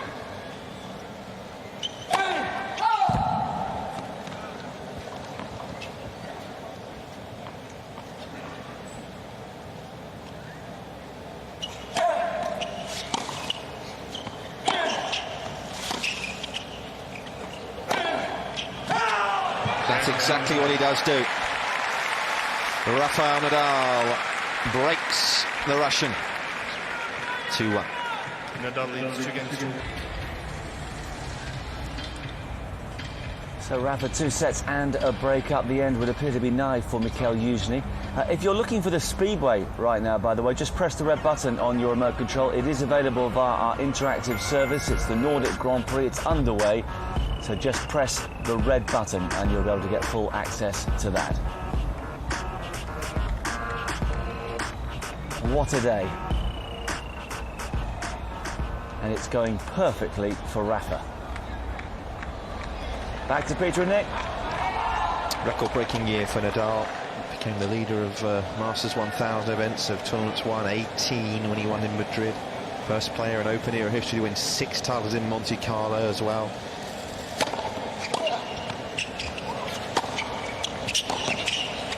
First player to win all 3 of the clay court events, the Masters 1000 clay court events leading into Paris. And to think, it's amazing really, I remember sitting in a press conference in Monte Carlo prior to the tournament, and he hadn't won the title since Rome. It was almost a year, and all the press were asking him if he felt the pressure, if he felt his game was anywhere near it needed to be, if he was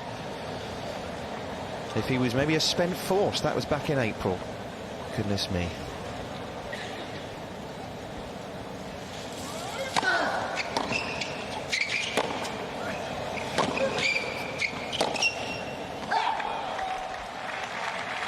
What silly people we members of the media can be.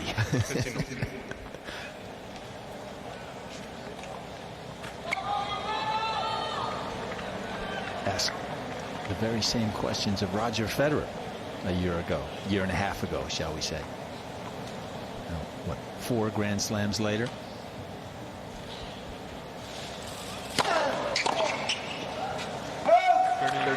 Roger reckons he can win. Roger Federer, of course, reckons he can win 20 now. That's what he said.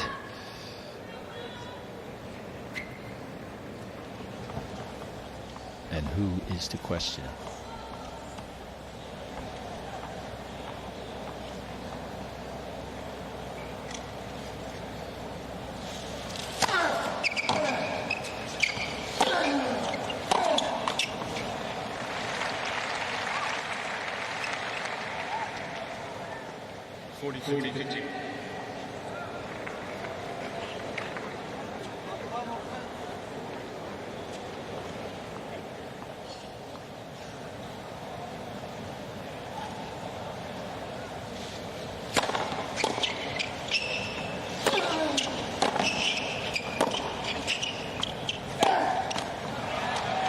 Errors and more errors at the moment from Youzhny, forced in truth, but this is a one-way ticket, I feel, right now.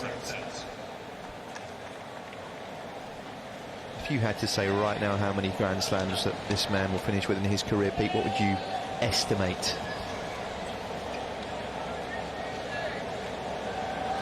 It's difficult to say, really it is. I mean, can he maintain this sort of effort over the next 6-7 years? If so,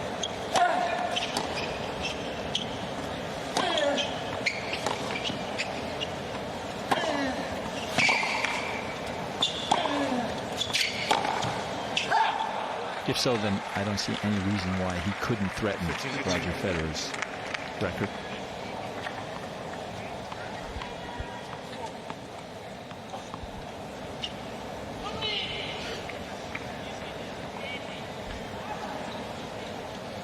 Years younger than his great rival.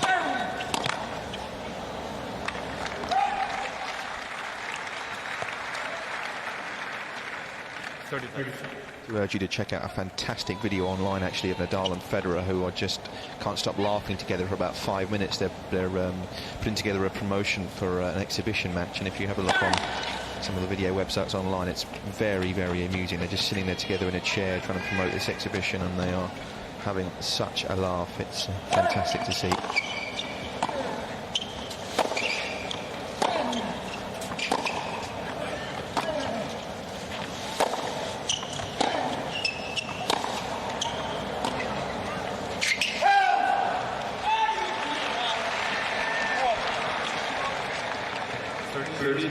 And which exhibition match was that? It's a video, actually, that Rafa is saying something like, for Christmas this year I would like to go and see Roger in an exhibition somewhere. It was clear there's talk of maybe them two playing an exhibition later in the year, and they can't get the words out, and it's just hilarious how they keep making mistakes, and they're just laughing at each other, and there's absolutely no animosity whatsoever. They're just two guys, almost best mates, almost, just sitting there. It's very, very funny.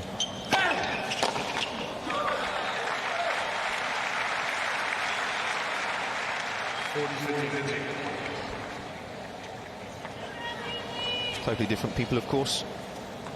So, no bad blood whatsoever.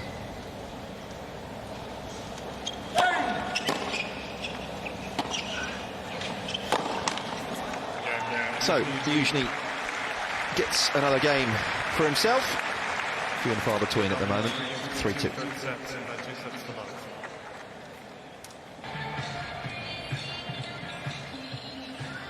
Well, they have something here called the US Open Court of Champions. It celebrates the legacy of the greatest singles champions in the history of the US Open. And tonight, actually, going to be Margaret Court, or Margaret Osborne Dupont, as she's now known. And Ken Rosewall will be inducted into a ceremony, that's being conducted by Cliff Drivesdale.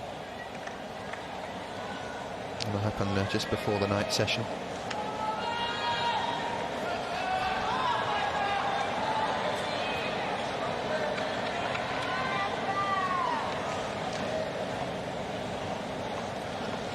Rosewell, of course, known as Muscles back in the day.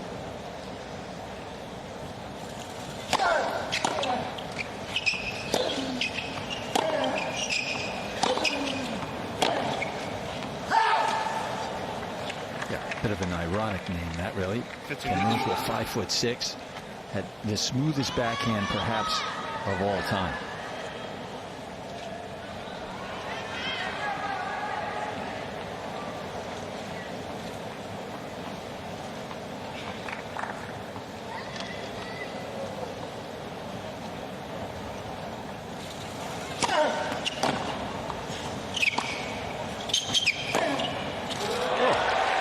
Beautiful.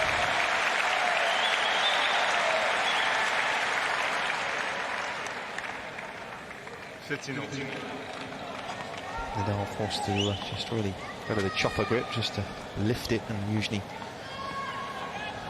rolls the wrist over. Stayed down on that passing shot beautifully.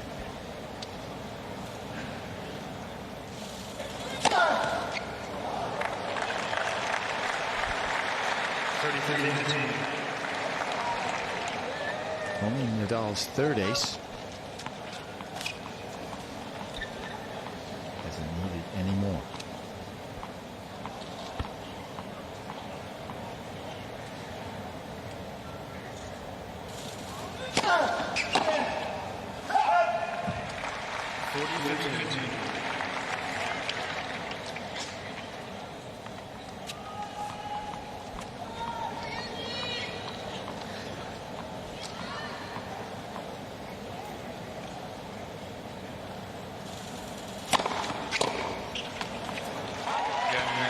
Youzhny failing to make a couple of returns, and Nadal moving ever closer here.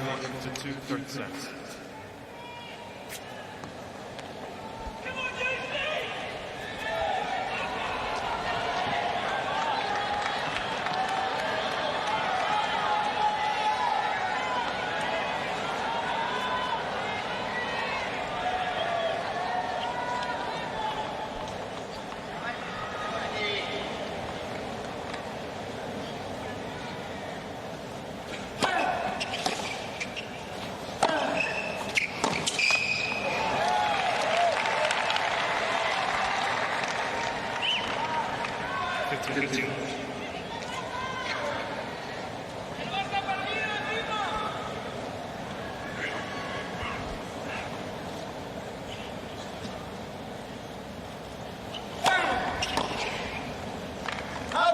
How do you see the second semi-final, Pete? Federer and Djokovic? Well, I think Federer must be a pretty strong favorite, having such a dominant record over Djokovic. He's won 10 of their 15 matches, including the last 3 years here at the U.S. Open. Djokovic has come into it really quietly. But the way Federer has played the last, well, couple of weeks, he has been spectacular.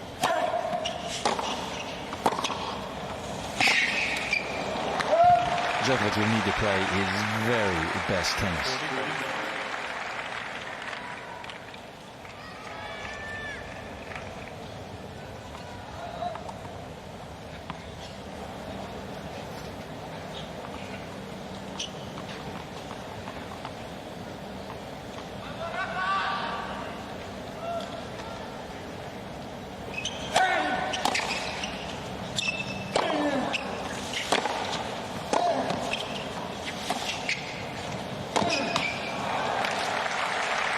Something that Youzhny really had to do today to play his best tennis.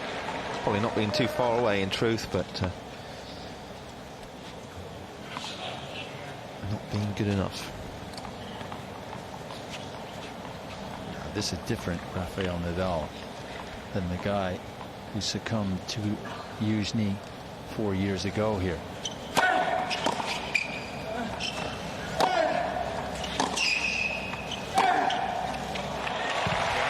Well, he's still running, and he is still skipping. Goodness me, it's a big task, though. Nadal, 2 games away. Plenty of celebs in the crowd, as there has been really all the last couple of weeks. And there's Tony Bennett, famous singer, of course, from the sort of 50s and 60s. Yeah, Tony's had a revival of his career. In his later years, he loves his tennis.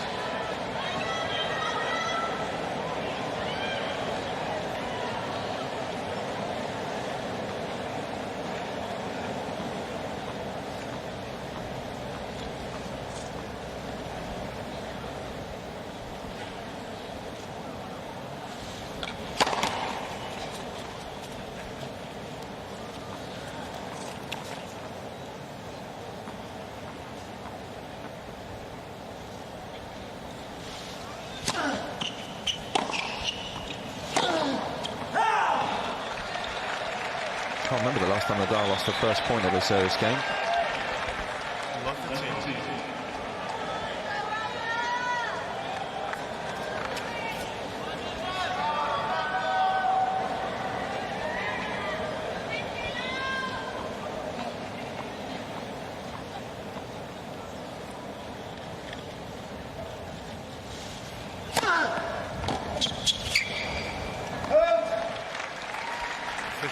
Sure, he won't lose the second.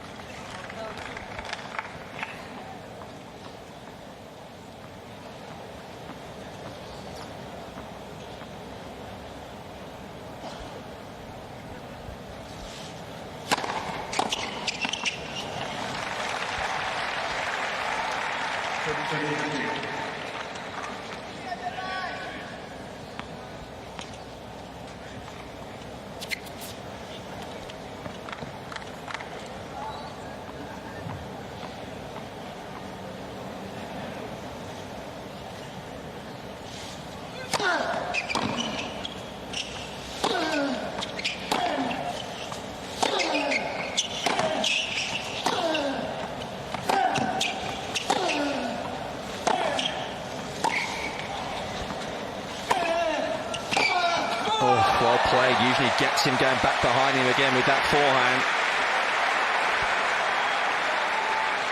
That one right there.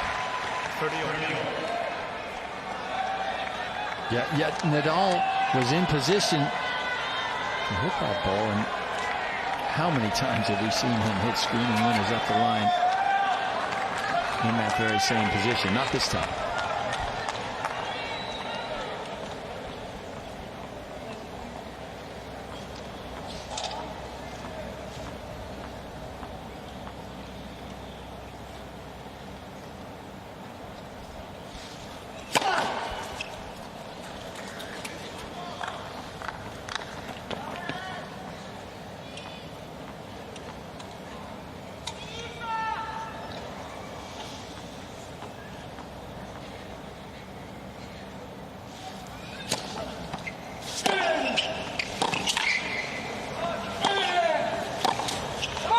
again. Two big hits from Youzhny, and it's break point.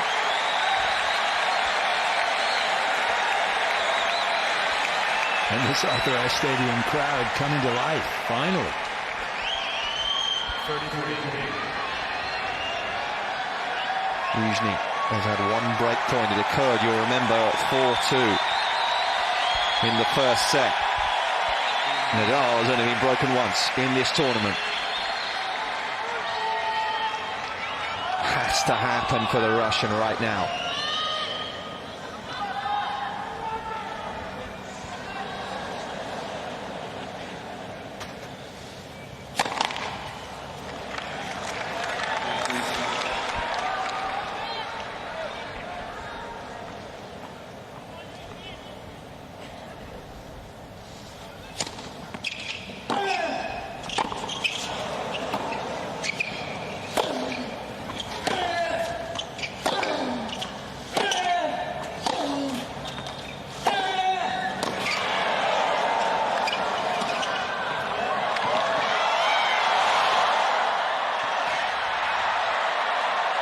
Tremendous!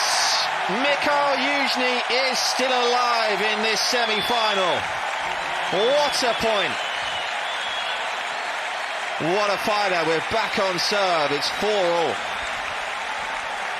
Yeah, with ease, the best point of this match, perhaps the best point of the tournament. That was Youzhny's fourth winner, or fourth shot that would have been winners against anybody else. Brilliant reaction as well. You've got to love it. We've been writing him off in truth. It hasn't really looked like that was coming at all. He's got to back it up though here. Nadal broken just for the second time in this tournament. And the crowd here have come alive. New balls. Rafa going to get a new racket. Caught him unawares. Yeah, the crowd think he's stalling. They've started to boo. They don't realise.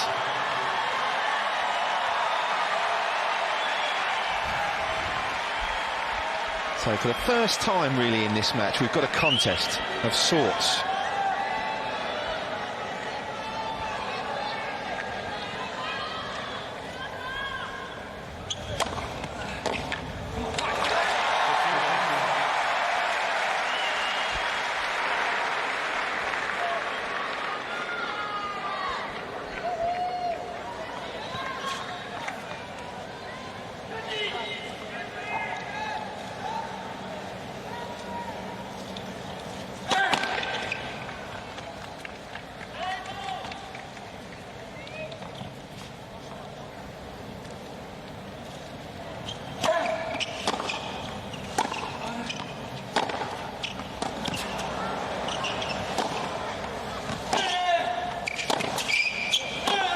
Oh, unlucky.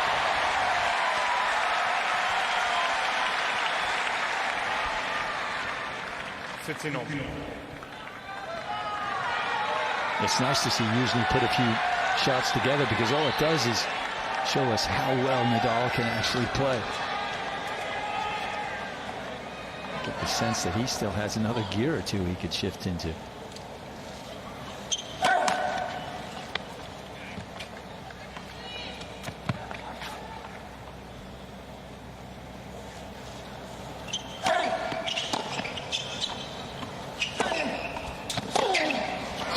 Too short, the approach, way too short. That forehand in the corners worked well in the last few minutes, but not there. 15-30. Yeah, just did not have the belief to unleash a powerful forehand, and that's what happens to you if you don't. 30 on.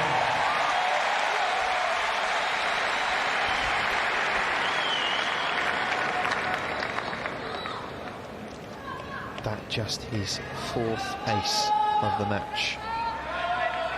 First of this set. Third, in fact.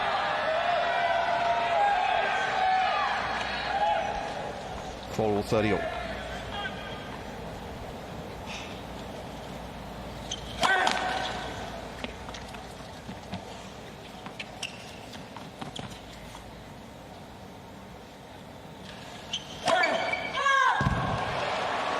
30-40.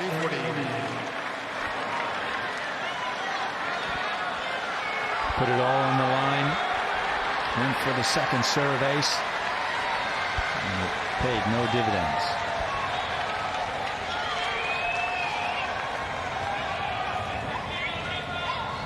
Break point for Nadal. Same serve and a similar result.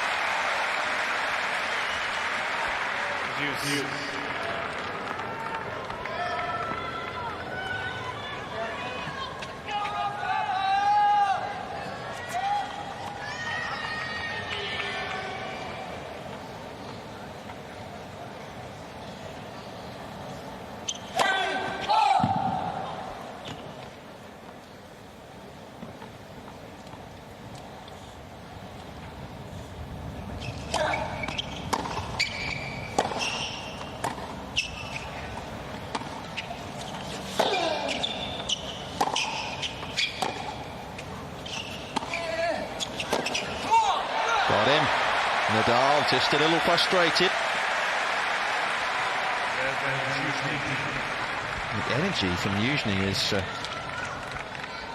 increasing. Yeah, and perhaps Nadal thinking, gosh, I should be in the locker room right now.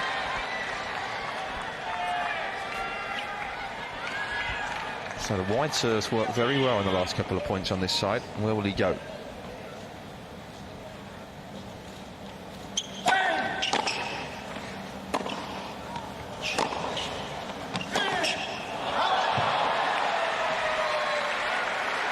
Well, it's almost to be said to himself, listen, I'm not hanging around anymore. I've just got to start to take some chances, and if it happens, it happens. If not, I'm going to go down with a fight.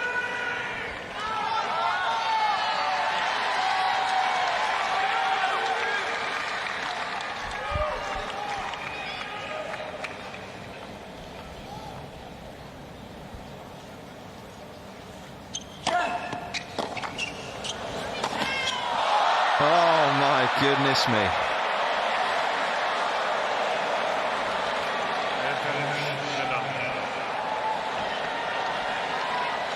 Well, let's see if Rafa was anywhere near. He was completely out of the picture, but such is his incredible speed that Youzhny thinks he has to hit a very, very powerful volley and just couldn't control it. Break point.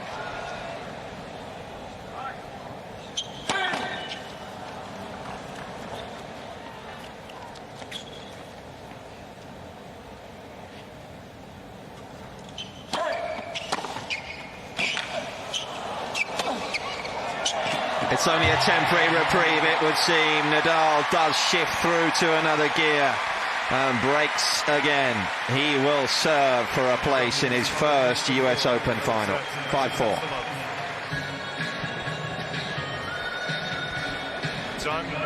Well, was it just one last throw of the dice from Mikhail Youzhny in those last couple of games, seemingly so.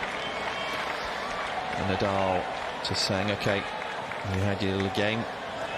Time for the world number one to once more do his thing. Serving for a place in tomorrow's final.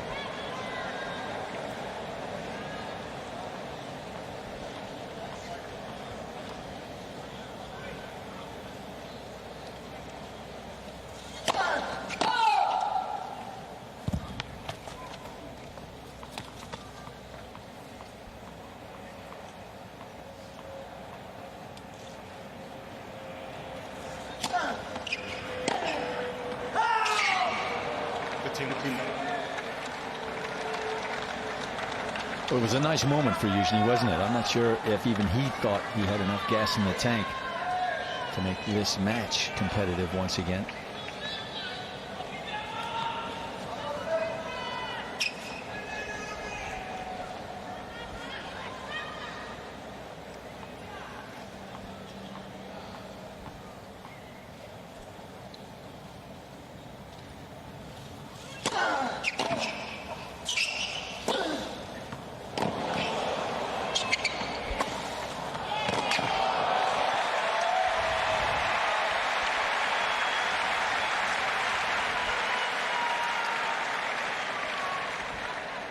Another point in the typical Nadal mould.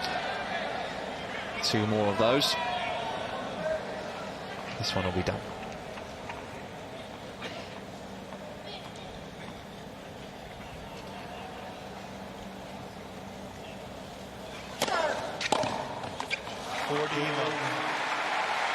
Two hours and 13 minutes is how long Mikhail Youzhny has been able to extend the world #1 out here in this first semi-final. But we have reached match point.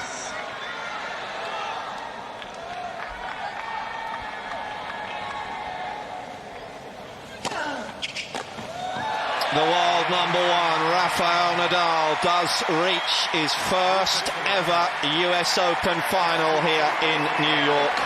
A simply brilliant 2 weeks will end on finals Sunday for the Mallorcan. Another relentless display. He's taken out the Russian Mikhail Youzhny. Straight sets again, 2-3 and 4 this afternoon. Yeah, and Nadal's thrilled. You can see that, and why not? Because he has played sensational tennis throughout this fortnight and doesn't appear like stopping anytime soon. He is through to his first Open final. Well, no matter how many times you see this man in action, you can't help but be overwhelmed by the staggering tennis he produces on such a consistent basis. They had the best view. Poor old Mikhail Youzhny was just too close for comfort. You've got to feel sorry for him. You know, he played better than a 2, 3 and 4 margin would suggest. But Rafa is on this mission. It's going to take something very special to stop him. Do join us for live coverage of the men's final Sunday evening, 9 o'clock on HD1. And it's also available in 3D from 9:30. For more information on that, go to skysports.com/3D pubs. Of course, before all that, we've got the women's final, 1 a.m. Vera Zvonareva hoping to do rather better than her Russian compatriot Mikhail Youzhny up against the defending champion Kim Clijsters. That's on HD1, and it's also available in 3D.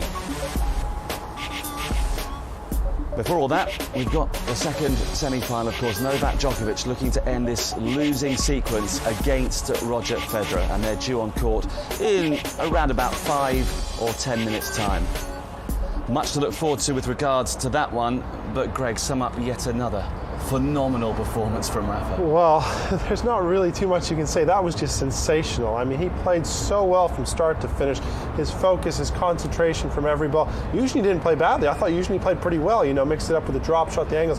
But Rafa's movement was sensational. His serving was excellent. Lost serve again for only the second time in the championship. So he's looking in devastating form. And if we get that Federer-Nadal finals, it could be the best ever in a men's finals here at the US Open. That's how well both these guys are playing at the moment. And Nadal, I don't know, I'm kind of worried. I think my pick of Federer is looking a little bit uneasy at the moment. And well, have you got sympathy for Youzhny? He didn't play badly at all, as Greg said, and yet apart from that one break of serve in the third set, he just had nothing to take away with it. Well, he just threw everything at it, didn't he? And I think the problem is it's trying to build a momentum against Nadal. You might play a couple of points really, really well against him and, you know, the clear game plan, but, you know, it's difficult to keep it going to get more games. If you think he threw everything at it and he only came away with 9 games, and the only time that you ever felt that maybe Nadal was perhaps challenged a little bit mentally was when he broke his serve right at the end of the match and got the crowd excited, and everybody was whooped up a little bit. But you know, I just think the constant pressure from Nadal, it's phenomenal to watch it, the way he just pummels you from side to side, and you know, his energy from his legs and the spring in his step, it's so difficult to get him out of position, and he's added things, you know, there's a use of the slice quite a bit, the serve has a little bit more pop on it. I mean, the whole game that he's playing right now is quite a package, and it's going to be very tough to beat. We'll talk more in a moment, but let's hear from Rafa. He's talking now with Mary Jo Fernandez. Rafa, what a great celebration. Congratulations. What does it mean to be in your first US Open final? Well, thank you very much. Yeah. For me, it's a dream. No, right now I'm gonna play for the first time the final here in this the bigger center court of the world. So every time I can come back here, I tried my best for a lot of years. So right now, after a lot of work, I am here on the final. So I'm very happy for that. Thank you very much. Really, you make me feel like home every day. I arrived to New York 1 week before the tournament to prepare, and you make me feel unbelievable. They love you here, Rafa. You were so dominant in this match against a player in Youzhny that has given you trouble in the past. What in your mind was the difference? I really don't know. I think I played aggressive for moments myself. He's working really well during all the tournament, so that was an important point for my confidence. Maybe he was a little bit more tired than me. He played longer match than me during all the week, and maybe that's why. What will you do between now and tomorrow to get ready to the final? Will you watch a little bit of the next match coming up? Well, sure. I love tennis, and this is going to be a great match. So I'm going to see a little bit of the Roger and Novak. So we will see what happens.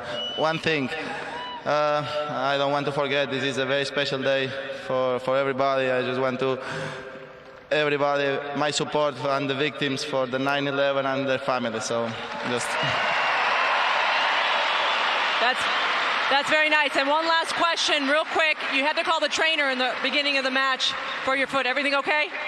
No, it just was the tape was a little bit too hard, and that's bothering me a little bit. But no problem. Thank you. Okay, Rafa. Congratulations. Thanks a lot. Rafa trying to become Well, he the is the 7th consummate man professional to win the career in every slam. way. The Back 9th to you, Bill. anniversary of 9/11 today. He hasn't forgotten that. Nobody in the world has forgotten that. But going back to the start of the interview where Mary Jo Fernandez asked what's it feel like to be in your first US Open final, the biggest grin said it all. But he hasn't quite finished his work yet, Greg, has he? No, he's here to win, and he knew he was going to beat Youzhny. When he said in his question, well, I don't know what the difference was today, he knows what the difference is. He's serving better, he's moving better, he's fresher, and he just bullied Youzhny all over the court. What you don't realize when you're watching at home is how much kick and spin comes off the court, and that forces an opponent to take those 2 or 3 extra adjustment steps. And physically, nobody can stick with this man. Physically, he is the strongest man in the world, and right now he is at his peak. I have never seen him play better.